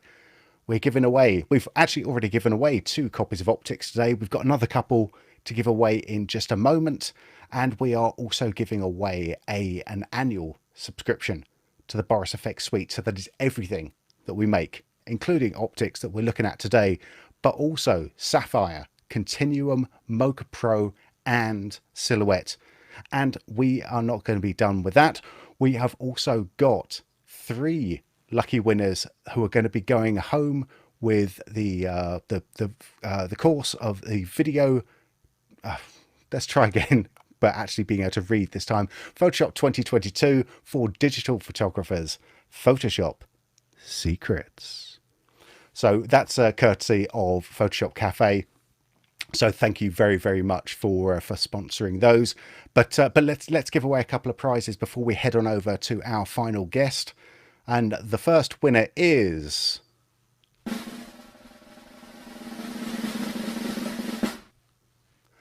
It's going to Francisco Bombino. Francisco, well done. You have won an annual subscription to Optics today. Congratulations to you, Francisco. And our next winner is Trevor Woolacott. Congratulations, Trevor. We've got a smattering of applause in the background for you, Trevor. Well done for winning an annual subscription to Boris FX Optics as well. We will be in contact with all winners within the next couple of days. We know. And thank you very much, Mission Control. Yes, we know where you are. We will talk to you very soon. All right, let's move on. Let's come on to our third and final guest. Hopefully he's still stuck around for this. Colin, are you with us? I am. Good to see you. Oh, thank you very much for being here still. Yeah, Colin Smith is the founder of Photoshop Cafe. He is a prolific author, photographer, and fellow drone enthusiast. I've so heard. Yeah. All right. Well, Colin, we've all heard the legends, but who is the real Colin Smith? Tell us a little bit about yourself. There we go. All right. Well, there's a unexpected question. Yep. No. So, my background is I was a graphic designer in the 90s, using Photoshop pretty much when it first came out, and at that time, information was pretty scarce. The internet just came along, so I was actually one of the first people on the internet. And at first, I thought it was going to go away. It was one of those things. I'm like, I don't know, maybe this is a fad. It's just going to go away. And then I realized after a while, no, this is not going away. I need to get into this. So I just started digging into that a little bit, and at that time, it was really hard to find out anything. Like, nobody shared information with each other about how things were done. The graphic design community was very much not really a community. It was just a bunch of silos, and everybody had, kept everything proprietary. I remember at that time I was working for a magazine, and there was a particular effect I wanted to do. It was just brushed gold. I could show you how to do it in like 3 seconds now. But at the time, I didn't know how to do it. That there was no social media. There wasn't much on the internet. And so we called up the design agency that did this. It was a cover on an album. And they said, no, sorry, we don't share any information with other people. It's like, okay, whatever. So then I kind of made it my goal to figure out how to do these things and just share it with the world and bust it open, because I figured, art, community, everything grows when people share, not when they keep everything to themselves.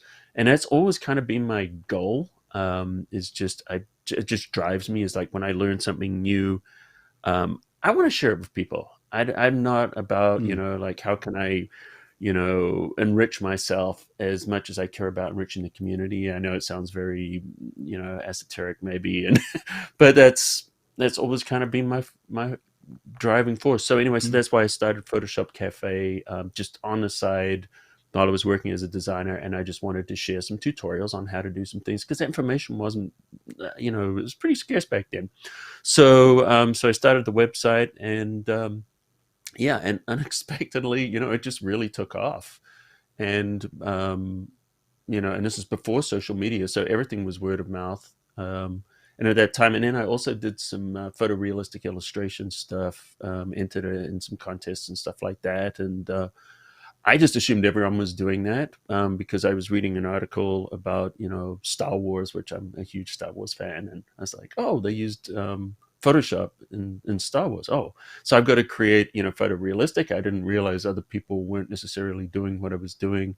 And then that garnered a lot of attention. There was particularly a camera I did, and then there was a guitar that I did, which I created from scratch in Photoshop, which I'll share with you in a minute if you guys want to see them. But and then just the site started crashing because of all the traffic, and the rest is kind of history. So it was never supposed to be a business. It was just something I was doing on the side. But then it got to a point where I realized, hey, I can quit my job and run Photoshop Cafe full time, which I have been doing. I still kept some clients, and I still keep a couple of clients to keep fresh. But that's pretty much the Photoshop Cafe story. So it's amazing, and like you do live streams as well. You're from lockdown. I actually had to talk to Brian earlier today because I'd gotten really confused about whether we'd actually spoken together before, but it turns out I'd actually just absorbed you in a sense through your live streams. It was a very strange melding of reality and and just watching hours and hours of you talking. So it's actually really nice to talk to you in person. No, your microphone's gotten good now. It's. Oh, you haven't shut off. As soon as I say something wrong, they shut me off. That's what happens. Oh, that's good. Well, shall we talk a bit about optics then? Sure. And let's have a little look and see what you got for us, and then we'll come back to my nonsense afterwards. All right, I am just switching to my screen right now, and Okie dokie. Let me know you guys can see that. Well, I guess I can see it on the thing, so I assume everyone can see it. Yeah. Okay, so I've got a couple. The hide button at the bottom for me. That'd be lovely. How's that? That's brilliant. Thank you. Perfect. All right. Okay, so I've just got a few examples I just want to show you guys quickly today. These are composites that I created in Photoshop and then used optics to kind of enhance them. So these are flattened just for the sake of performance on the computer, because some of my composites ends up with hundreds of layers. This one wasn't. It was maybe like 20 layers or something, 30, I don't know. But so I've just kind of flattened them for performance, and also I just want to kind of show some of the things. So I've been using optics for a little while now, but the optics 2022 that just came out, I think I've just had a few days to kind of kick the tires on it, and I'm really super excited about the sort of things we can do. And so I just in a couple of minutes, I'm able to do these kind of things to enhance my work. So why don't I just kind of go in and show you what I'm doing here. So when we go into filters, and obviously I'm working from Photoshop, which I spend most of my life. I write my shopping list in Photoshop. So let's just go to optics here. It's kind of funny because, I know accountants that write books in Excel, so one of the things that I kind of like here that's new is, in the past, I believe it just loaded up and then I would have to reset all the time. So this gives me the option to continue with my previous settings, which means, whatever I did on my previous image, I can do exactly the same thing here, or start with the stack and use that to experiment and just kind of make a variation of it. But so I'm just going to start with no, and it's just going to go by default. Now let me maximize the screen here. And one of the things, I'm going to hold down the Alt or the Option key, and I'm just going to fill it. I personally don't like the full screen mode, but it has a full screen mode where it will just get rid of the menu bar. But for me on the Mac, sometimes with the spaces and especially doing live streams and stuff like that, it can get really confusing. So that's why I'm running it like this. All right, so I am super excited about particle illusion, obviously. When Ross told me that this was coming a little while ago into optics for Photoshop, I was like, yes, because particles are just for the kind of work I like to do. I love sci-fi and stuff like that, and kind of create these kind of fantasy things. I'm just super excited because I used to have to either find overlays or different things for these or create these. Believe it or not, a lot of these type of effects I used to create from scratch, and it would take forever. So one of the ones that just got hit on a little bit was the HUDs. So I'm gonna just talk about these for this particular image because that's just kind of what I used there. But I used to create these in Photoshop from scratch, and oh my, it would take so long. And so this is a kind of a Cyberpunk 2077 kind of scene I'm doing here. And so being able to just add these, if I wanted to make it look like a video game, I can grab these kind of HUDs immediately. I can reposition them wherever I want. And then the other thing that's kind of nice about the time on here is as we go through time, these HUDs can actually change. So the display on these will update to reflect different times, and so that's kind of fun.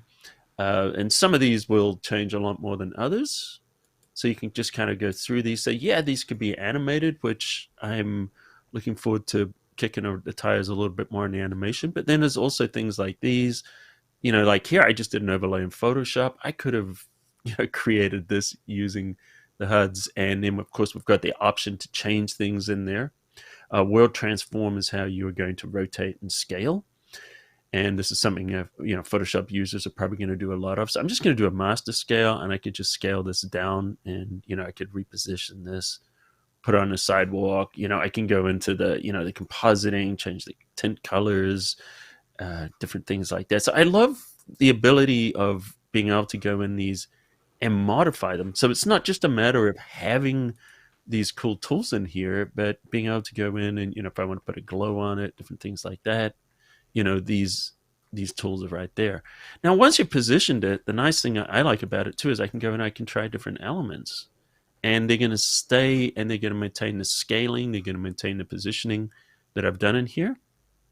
And and the other thing that's kind of neat is if you wanted to build your own HUDs, which I've done a lot, I can take these different elements in here, and I could start to stack them. Let me just go here, create a new one, and go in and start to stack these on top of each other. Where'd my HUDs go? It's funny when you change the resolution. So I'm used to working in 4K, just so you know, and I know normally your muscle memory is like, okay, I click right here and the HUD's here, but now I'm 1080. It's not. It's in the second row. So if I'm hunting around, that's why.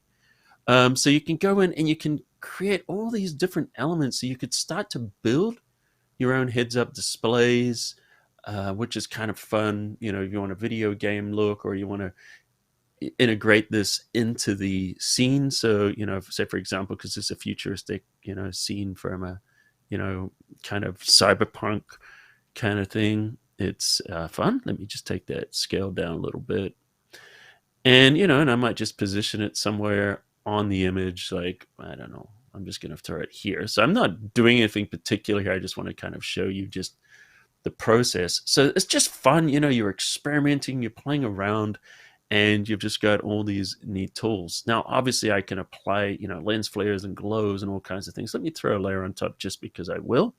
The first thing that really got me excited about optics in the first version was the lens flares, because if any of you have ever used Photoshop, there's basically a few lens flares, and you're allowed to use them once in your career because it's that red default Photoshop lens flare. It looks a little bit like this one, but this one's better.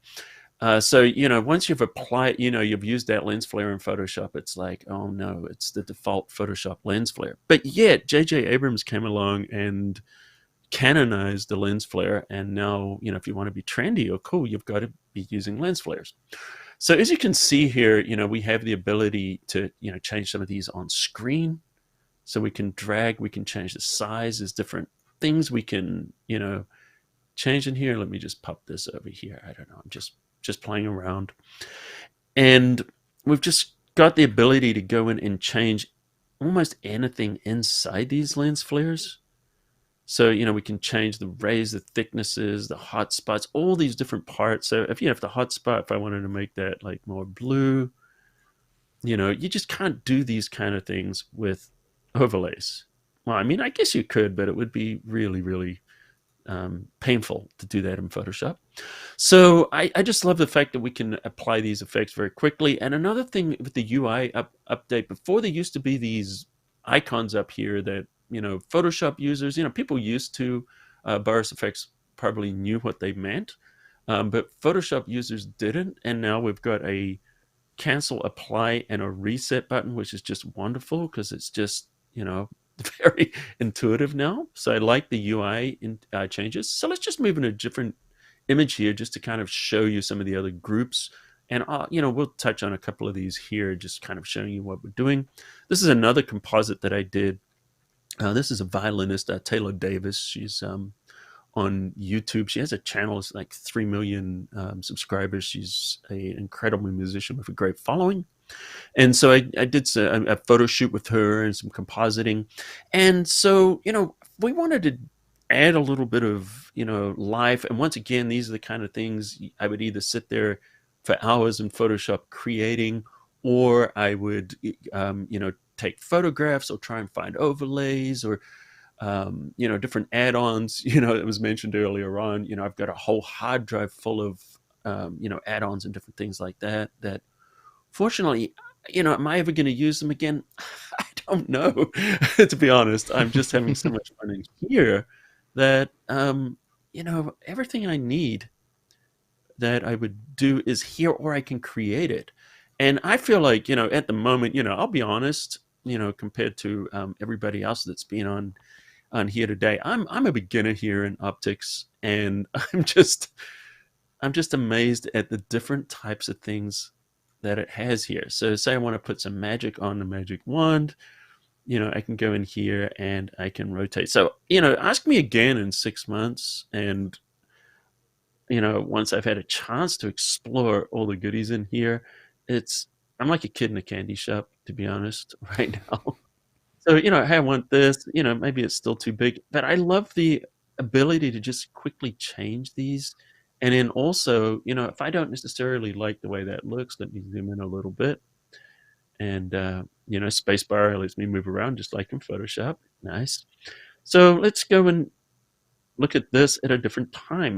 Maybe that's not quite what I want. So I'm going to take it back a little bit and see how it just changes over time. Now, you can go into the particle illusion and, create an animation out of this, which I'm going to be doing. I'm going to be creating some cinemagraphs and whoa, I did something crazy there. I think I zoomed way in.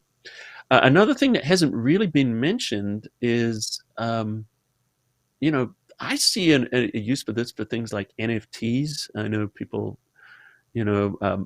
interesting thing I was looking at yesterday, a statistic. I don't know if you guys realize, but 1/4 of the world's art, like the world's art, including paintings, last year was NFTs.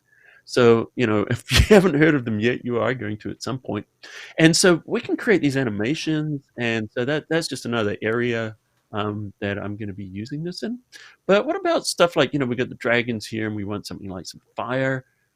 I'm going to go in here. We've got all these emitters. We've got nature. We've got fire. So, I could create this crazy, explosion if I wanted, or just go in and create these fire effects. Now, let's just find some different ones. And as you can see, we can start with these presets. The presets are great. It's not going to get you all the way there. It might actually, in some cases, it might get you all the way there. But I like to use it as, hey, what kind of fire do I want? So you can go and find, just the basics of where you think you want to start. And then you can position them. I've gone into the wrong window here. Let me get up here. And once again, I'm not as good at this as some of the people in here. So I can go in here and I can reposition. Notice as I do, it also adapts. See how it's not just staying the same. It's adapting, as if it's in a 360-degree environment. So we can go and we can change different things. We can change the properties of here. Say for example, I want to put some weight to it. See how that can make it go up or down, so it just comes straight out, or now it kind of comes down. I can spin it. I can change. See how it's changing the flame, so you can literally go in and change pretty much anything you want. And I'm just going to go into the world transformers where you will, things like scale and rotate. So I could, maybe rotate this around and make it look like I've got more of the fire, kind of coming from the dragon. I can put explosions. Let me just show you another thing that's just for fun. I'm just going to do this big, huge explosion, and I'm just going to put it over here. Just because I want to show you how nice it is to be able to do masking in here. Now, generally speaking, when I'm working on these, I'm going to be working on multiple layers. So I might put this on a separate layer than I would with my model Taylor here. But I just want to show you how it would work. So if I wanted to mask something out, I'm going to pop in there, and there's different types of masks. One of them is the easy mask, which was showing, and it's really simple to use. You just paint with green on the areas that you want to keep. And I'm definitely going to be doing more, with these masks with some different things in Photoshop as well, because sometimes, the Photoshop masks are great, but it's always nice to have the other options. And I'm going to choose the mask on the outside here. And of course, I can change the brush size. It's the same keyboard shortcut as Photoshop, just the bracket key, left to right bracket key makes it bigger or smaller. And I can say, hey, the red area is the area I don't want to include. The green area is the area I do want to include. And then I can turn this mask on. I can generate the mask. All right, so now that we've generated this mask, and as mentioned, we can turn our overlays on and off. Notice that our fire effect is just on a model. That's not what I want, so I'm going to hit the invert.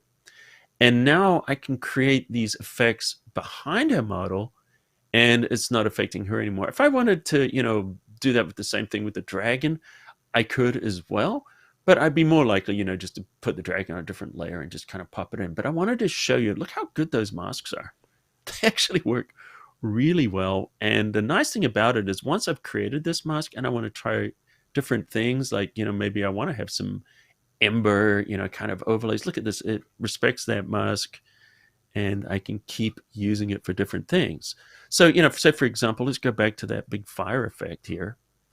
And I'm going to create a new layer now, or a new effect layer.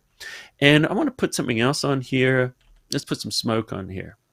So look at this. We can create these really cool, smokes and atmospheres and, just lots and lots of things. But if you didn't want the smoke covering your model, I can actually just take the mask and I can just drag the mask, and look at that. I can just copy that mask from any one of these layers and just reuse it.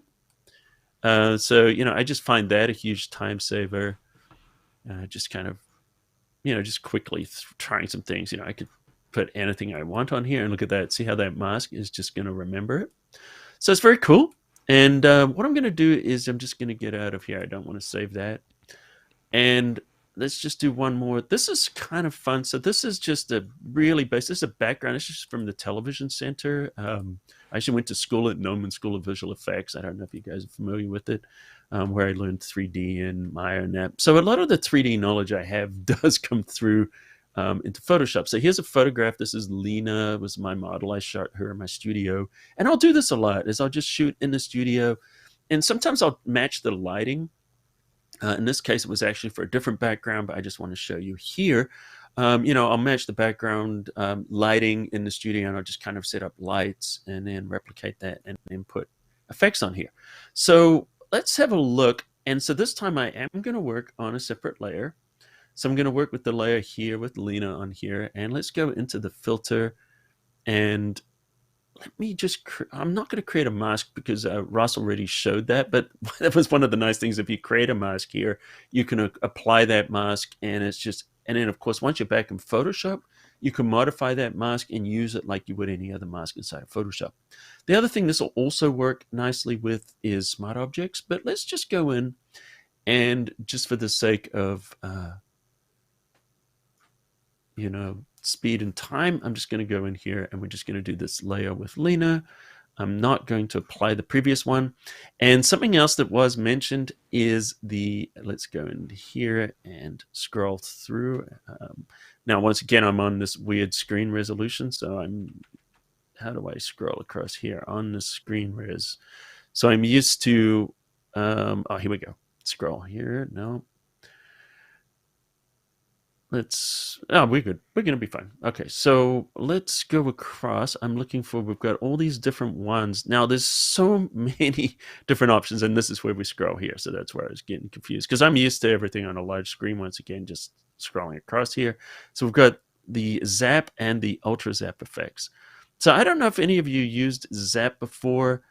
I used the Zap before to, kind of create some lightning, and, you can kind of create these cool effects. And I'll be honest, for the kind of things I was looking for, it was kind of a little bit mixed.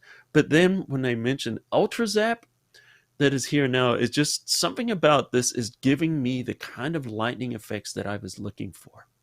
And you can just control, the angles, you can wrap them around. We can do different things. So why don't we just do some basic there, maybe increase the amount of bolts, so we get some really crazy lightning. And notice how the glow is affecting the model underneath. It's affecting her face. We're getting everything we want here. Let me put a little bit more blue into the start color and see how you can change everything, absolutely everything. Now, I shot this particular shot of Lena with her hand open, and the intention of this was to create this evil kind of character, and I was going to put a fireball in her hand. Now, I actually shot this before I was playing around with optics, this new version of optics with particle illusion. And so I spent some time trying to create different types of balls and balls of fire and all these kind of things. But now they're right here. And so this is really cool. Under the magic, we can do things like, I don't know, we've got the healing sphere here, or the life pulse. We've got all kinds of different ones. Let me just put this on the screen so we can see it right there. Now, if I grab the little move tool, let me grab the filter, make sure, once again, I don't see how I'm zooming in and out here. I'm messing myself up because I don't do this normally. I normally just work on the largest screen. Let me get the effect here. I believe I click on the effect. How do I get back to the moving the effect here? Just click on that again. It should go away. Click on the move arrow button again. On there? Yeah. Oh, there we go. All right, now we've got it. Okay, so I can reposition this. And as I say, I've only been playing with the new version for just a few days, so I'm not quite a perfect expert on this just yet. But look at this. So I can change things like this now. I can go in here and let me change the size of this here. Let's go into the transform, and I'm going to take the master scale down. I want to make it a little bit smaller. So the nice thing about this is once I've positioned this, now I can go through and I can audition all these different types of effects. Look at this. These are just so cool. And, and for those of you Photoshop users, I mean, look at this. This is, imagine, remember how we used to do this like last week? This is, to me is just, I'm super excited. Look at that. I just, I could sit here all day just playing around with these different types of effects. I think I like that one there. And, and then when I want to apply it, I just simply click apply. And this is going to pop it into my composite there. Look at that. There we go. And so now if I wanted to put all of this together, I just select both of these layers. I'm just going to create a composite layer, which is just, holding down Alt Option Shift, and then I create that on a new layer. And now I can go back in and, put some kind of finishing effects on here. So, this will give me the ability, do I want to apply this again? No, I'm just going to do something else. I don't know, maybe some color effects. We've got the ability to just go in and do this, or the film labs, different filmic looks, cross-processing. And there's just endless amounts of, types of, effects and film stocks and all these things. I know a lot of photographers who are interested just for this, because I don't know if you guys seen, there's other filters that you can buy, where they give you like 10 filters or 20 filters or whatever, and this is just hundreds and hundreds of these. But it's not only that I'm able to go in there, I'm able to change anything. Look at this. So I'm just using the presets here. I'm able to go in and change the color of any of these. We've got our tints. I love some of these gradients, some of these grad gradients and stuff like that. These are kind of fun. And so, I'm just basically showing you just simple ones. And of course, we've got the color correction here from different movie effects, TV shows. And let me just pull the presets up, and you can see, find an effect, and we can literally just apply these. There's obviously, this doesn't look anything like Titanic, but it doesn't have to be, a ship or whatever to use these kind of effects. And the nice thing is we can go in here, we can layer these over the top of each other, we can render them, we can stylize them, and you've just got all these different types of effects that we can apply. But one of the things I'm going to do is I'm just going to apply this because I want to show you something, because maybe that effect is a little, and you're like, well, that effect was a little bit stronger than what I was looking for. Well, the nice thing about that is that when we go into Photoshop, we can use all our blending modes in here. So if I only wanted to apply this maybe to our lighter part, I can hit the lighten blend mode here. And so I can just apply it to certain parts of the image. I can just take the color from it. So, hey, I only want to use this color, so I'm only changing the color. Or maybe I want to change the luminosity and not affect the color. So, you have the ability to do that, using blending modes. The visual effects world, they call these transfer modes, which is probably what you guys call them. And, we can go in and we can change the opacity. So if something is a little too strong, or you don't quite like the way it looks, you have the ability to go in here and change all these afterwards. So that's one of the nice things I like about this. So, that's really what I just wanted to show. And then the other thing is kind of really quite surprising is how good these masks are. So let me just quickly, I'm just going to show you a mask. So if you create that mask inside of Photoshop, and then we go into optics here. So this is something more, for your still artists, photographers. I don't want to apply the previous filter. I want to go in here and I want to use the mask. So I'm going to create a mask. And by the way, look at the different types of masks we have. So I don't know, sometimes you create a layer mask, you add a gradient, all that's built in here. And, you can paint, you can do all the usual things, you can do selections, but we're going to use the easy mask. And I really am quite impressed with the quality of this. So here's the thing. So if I apply this mask, and then I'm going to say, hey, that's the inside, this is the outside, the area I don't want to keep. And then I can preview the mask here. We're going to apply it. So one of the nice things about this is, I can go in and I can see the mask, and I can be like, oh no, I needed to take a little bit away from there. Okay, cool, no problem. Just paint with the red there. I can regenerate it. And so this is one of the things I do a lot is when I'm working is I'll just audition the mask and say, you know what, I need to keep a little bit more of that hair there. That shouldn't be transparency. And just, I can look at the mask here and just keep updating it and working on it while I'm working live here. Like, oh, that edge there should be a little bit harder there. I don't want that semi-transparent. Look at that. I can just clean up that mask, and then when I'm done, I can just hit here. I want to export the mask, turn on the mask, apply it, and there we are. Now we're in Photoshop. We've got that mask. But the nice thing about it is if I hit the Alt or the Option key, I can click it. We can see, look, there's the mask. I want to tweak this mask. No problem. I can use Photoshop's tools, Control L for level, and I can choke this, meaning that these areas should be black. Well, okay, we'll make them black. I can go in there. The areas that are not quite white, I can go in there, and I can refine this mask. Look at this. I can go in and clean it up, refine it right here inside of Photoshop. I like to use, obviously I'm a huge Photoshop fan, so I like to be able to use the tools in Photoshop along with the tools in Optics. Now, of course, you can do it all in Optics, or you can do it all in Photoshop, but using the two together is just really nice for, one, being able to create effects and special effects, different things like that, and then different film grades, which are very realistic. The film grades themselves are, they look like real film, in a way that I think some of the other filters and overlays and things like that don't really do it. Well, let me just go, and once again, since we're talking about those, let me go into the film grades. Let me just grab just a basic picture. Let me just grab this one just to show you. So we go in here, and let's just look at those. We can go into Film Lab here. We do not want to apply the previous one. So in the Film Lab, we've got all kinds of things. We've got the stock. Look at this. We can apply these.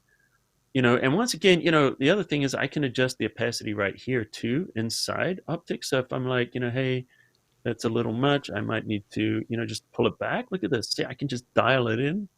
I can, apply a different blending mode.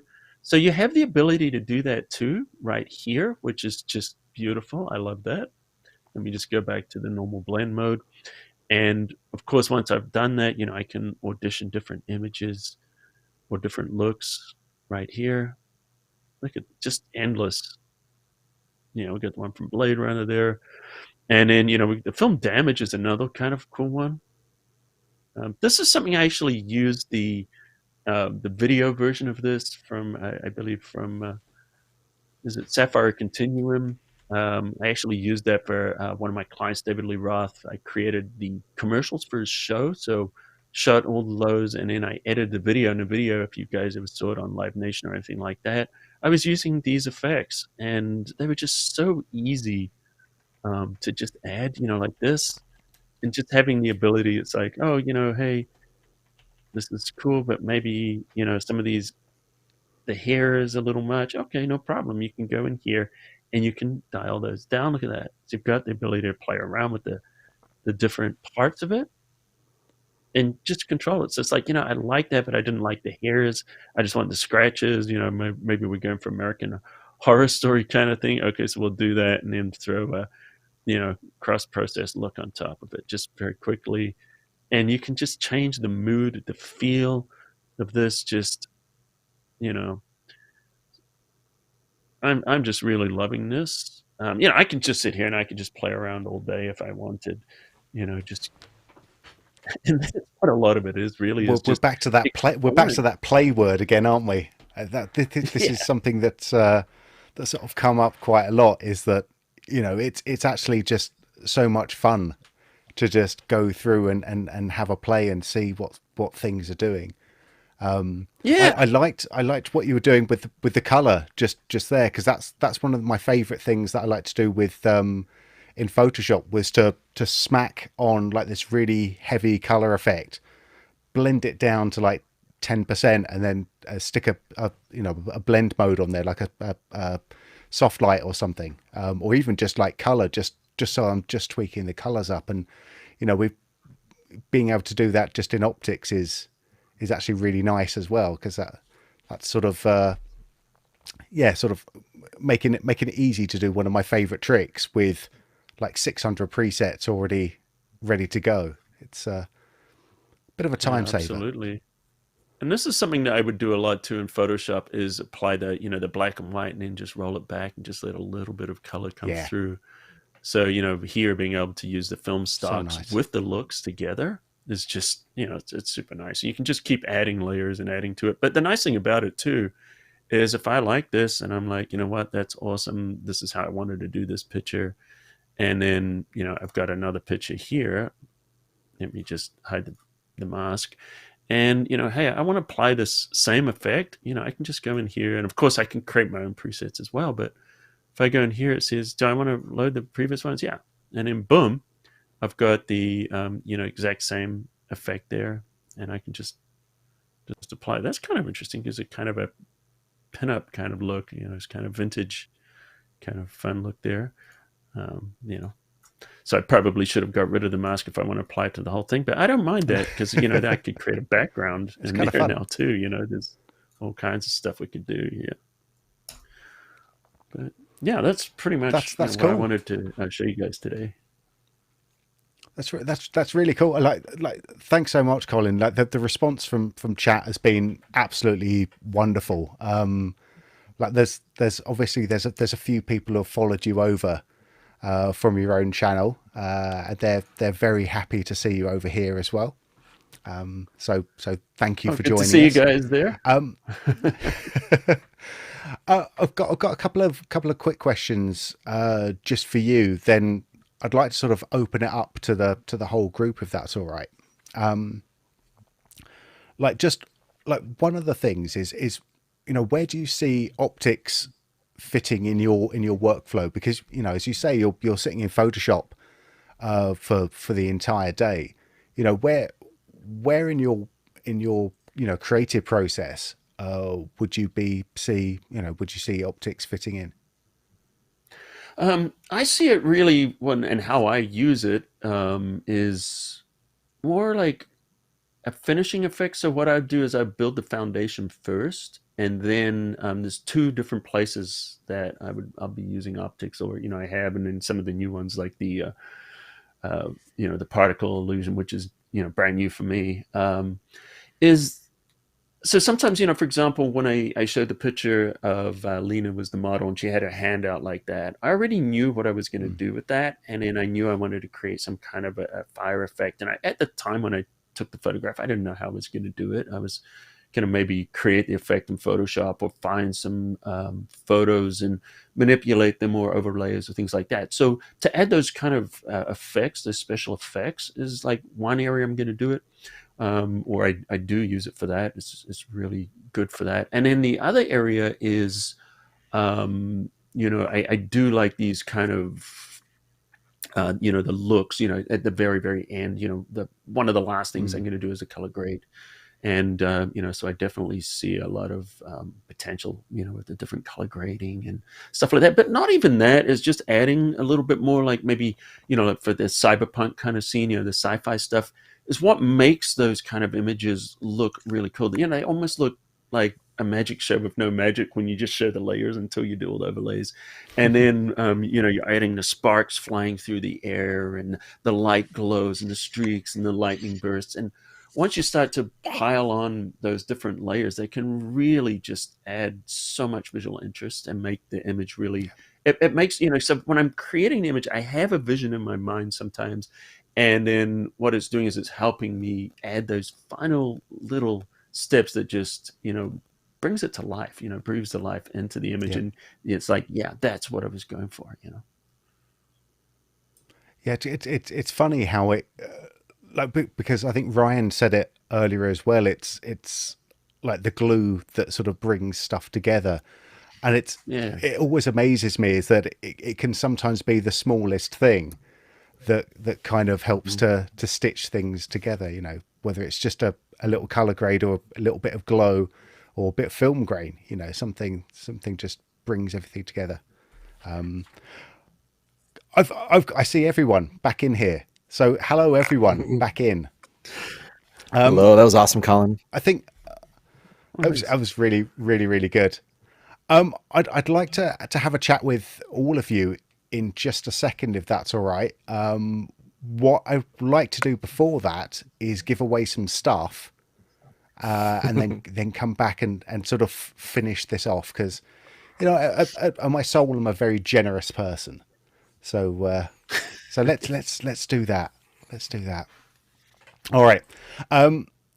If you haven't done so already, and if you liked what you've seen, there's a nice big thumbs up button just underneath your YouTube player. Be a gem. Just turn that blue for me. If you like what we're doing, just hit that little thumbs up button. It lets us know that you enjoy this kind of content and you want to see more of it.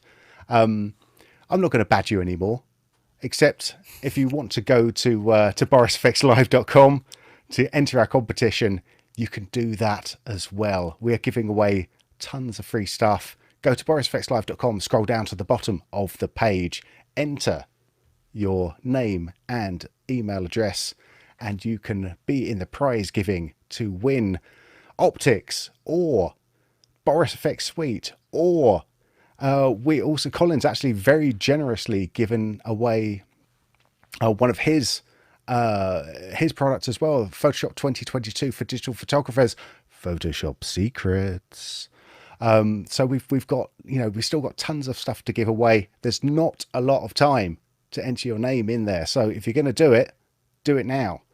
In the meantime, let's give away some stuff.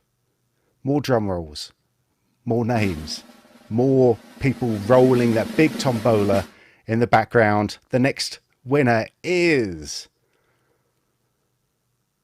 Gabrielle Medina. Gabrielle, you have worked, or Gabriel maybe, you have won Photoshop Secrets, Photoshop 2022 for digital photographers, courtesy of Photoshop Cafe. And let's roll that tombola one more time. Who is going to be coming out? No, we're not rolling it again. That's it. Oh no, we are rolling it again. Okay, here we go. Let's roll it. The next winner is Rito Wali. Rito Wali, you also have won Photoshop Secrets. Photoshop 2022 for digital photographers, courtesy of Photoshop Cafe. All right, let's bring everyone back into the huddle, everyone. Back into the huddle. This has been, it's been an embarrassment of kittens today. It's been so good to have like so many different voices, like people coming from such different areas, all coming together to talk about optics. And I just want to thank you all again before we get to our questions. But okay, so I think I'm going to sort of open this up. And it's going to be like a lightning round here. I'm going to ask everyone what your two favorite things about optics are. I want two. I don't want any more. I don't want any less. And I'm going to start with Ross because he's sitting right next to me. Okay, Ben. Well, I always, when I ask these ones, I always go for the default. It's like, I like having the whole Sapphire collection in there, but yeah, I think that the user interface and the ability to actually, what Ryan and I were definitely getting into is the procedural aspect, which I think that it can be troubling in Photoshop, is that just that ability to build up a really big comp and make changes so dynamically. That's a huge feature for me. And yeah, I'll go with the obvious and just say particle illusion is my second right now, because I've been living it for the last month and working. Ben and I have definitely been working a lot on all the assets you're seeing on the website. Yeah, and it's been a joy. It's been an absolute joy, actually. I'm gonna say fun. I'm gonna say fun. It's been a lot of fun. Actually, it's been a lot of fun. But let's move on. No. I was going to move on to a tangent. Let's not. Ryan, let's move back to Yes. you. Okay. I think Top two. I think I said it enough times. Anything to do with the chromatic aberration stuff like warp chroma. I feel like that's just like, it's very powerful. You can dial it in like very simply and easily, which is not a very true thing if you're just sitting in Photoshop. Like just get just the right amount of separation or the zoom on it. And I don't think we talked about it, but the distortion stuff, like the new warps and embosses, I think are really, really powerful. You might have to find like the right use case for it first. There's cool. I think it's like called warp puff. That with masking, you can do a lot of really interesting things with it that you may not realize right off the bat. So plus everything else Ross said, but anything with chromatic aberration and anything to do with warps, I think are my two things I'm excited about right now. if you enjoy, I'm in 100% agreement with you. Even if you enjoy warps, check out my creating backgrounds tutorial on the Boris FX website. That is, it's one of my standard go-tos when I'm sort of creating backgrounds, is to head into the warp category, and warp puff does make a quite a common appearance in there as well.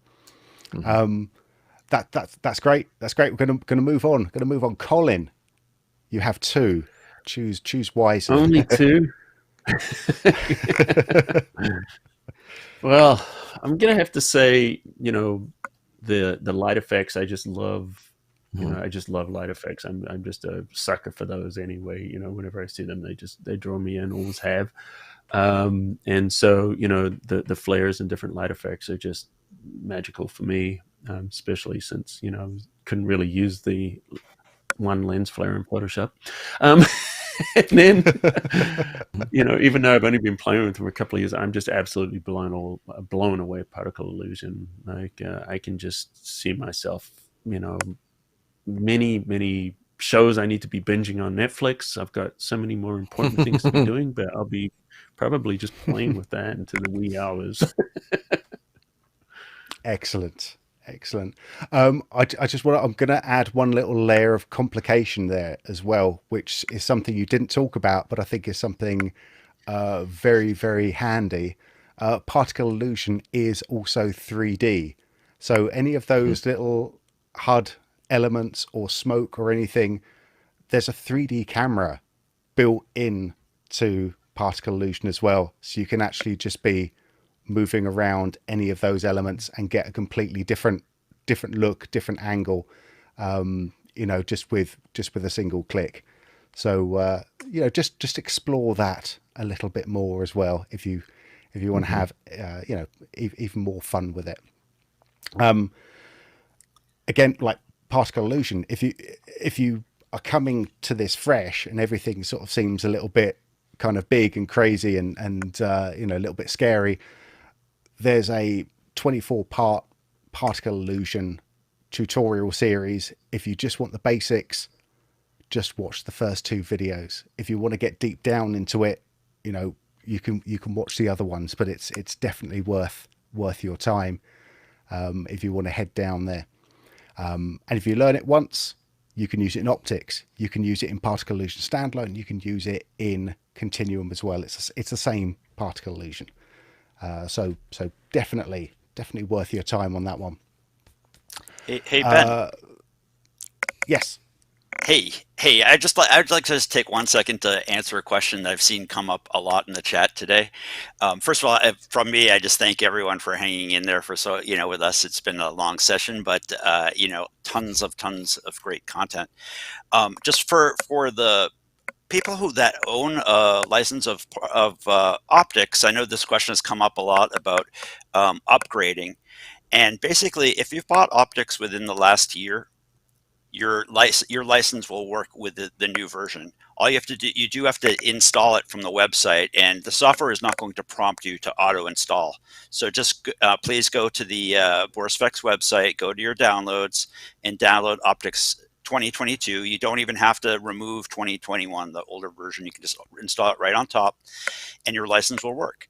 If you have an active subscription, and you're current, then again, same thing, just install it and your license will work.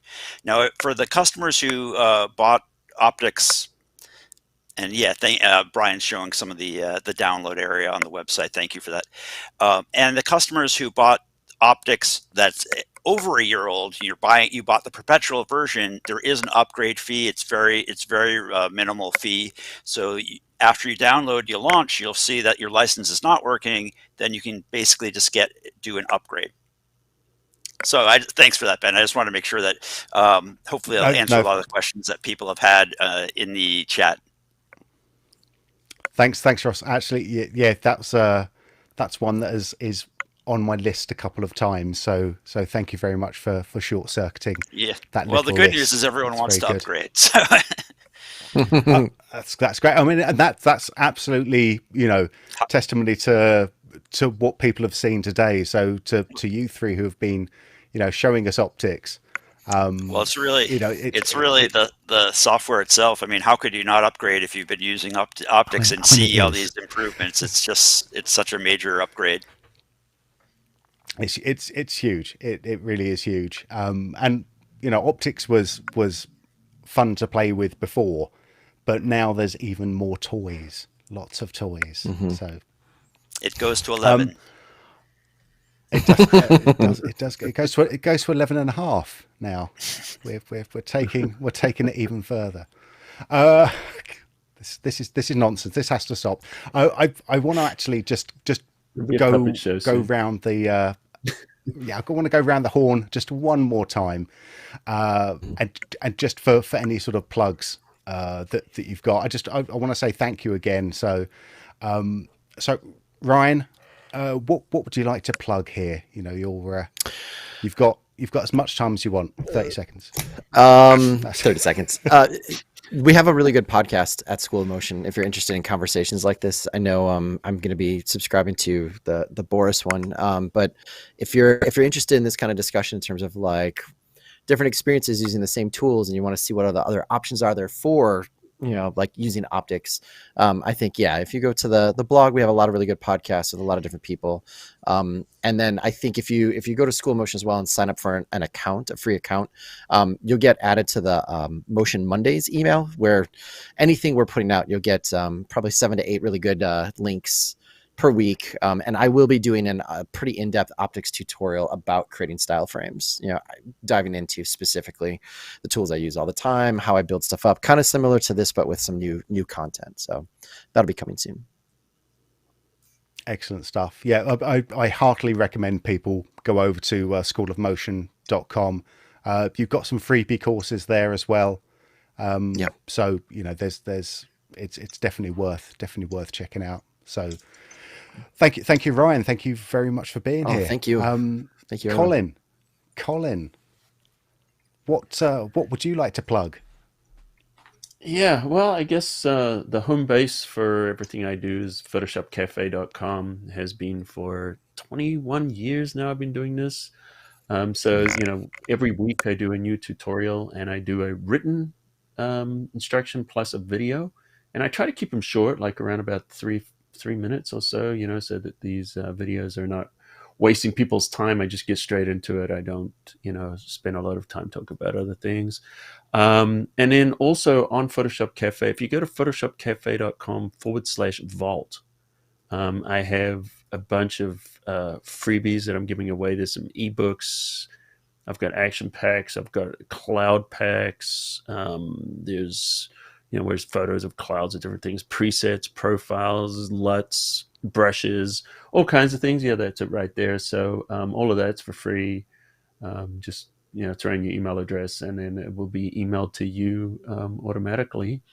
And hope you enjoy it. And also, we do our weekly live stream too. That's tomorrow, every Thursday at 1 p.m. Pacific time. We do an hour here on YouTube, on the Photoshop Cafe at YouTube, and we just do. Actually, we're going to be talking about optics tomorrow on our live stream. So you guys want a little bit more on there, we're going to be digging in and maybe a little bit deeper on some of the things I showed today. Check us out at 1 p.m. tomorrow Pacific time. Excellent. And unlike our live stream, your live stream is actually a nice tight tight amount of time. It's not a sprawling monstrosity that we go for 1 hour and then everyone boots me out. There we go. See, people don't have that. Yeah, they don't have that power here. Oh no, I get to talk. Guys, thank you very, very much for coming and being here. The only one left is Ross. Ross, what would you like to plug? Well, my music is not available online yet, Ben, so I know I've shared it with you. But no, I just really encourage everyone to check out Optics and download it and play with it. It's again, I'm biased, but I've really been enjoying playing with it myself. And that's really about it. I really appreciate everyone for tuning into this live stream. Yep. And there's a free trial. So, if we haven't convinced you yet, grab the free trial. There's the little button there, and then you'll just be able to work with it yourself. Just try it out, see how you like it. There's tons of training material, going from the very basics all the way up to just showing you how to have like guided play. So yeah, definitely worth checking that stuff out as well. I say thank you and goodbye to all of our guests now. So thank you, goodbye, all of our guests. Hopefully we'll chat again soon. It's been a real pleasure. But now we need to say goodbye to you as well. But we can't do that yet. Oh no. We have a lot of prizes to give away still. So if you're still here, which obviously you are, or if you're watching us on the replay, let's get some more drum rolls going. Let's go. Let's give away some stuff. The next winner is Nicole Garman. Nicole Garman, you have won an annual subscription to Optics worth $99. Well done, Nicole, or Nicole, or Nicole. Let's move on to the next name, please. This is the big one. Please, is this the last one? This is it. Okay, here we go. You ready? We got a biggie. We've got a subscription, an annual subscription to the whole Boris FX suite here. This is a slightly deeper drum. It's going to R. Aber. R. Aber. That's mysterious. It's real mysterious.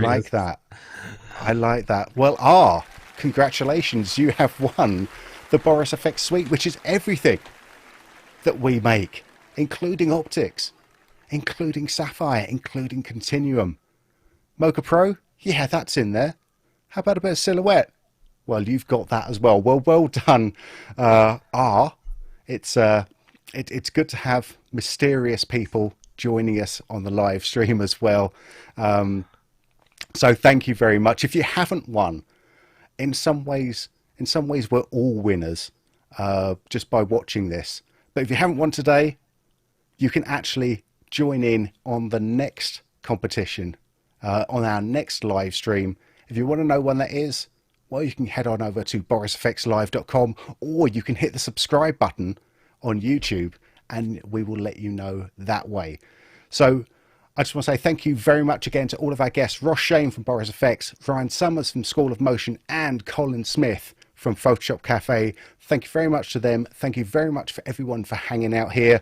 Go download Optics, have fun, and from myself, Ben Brownlee, I will see you again in the next live stream. Also, listen to the podcast. Bye, everyone. See you later.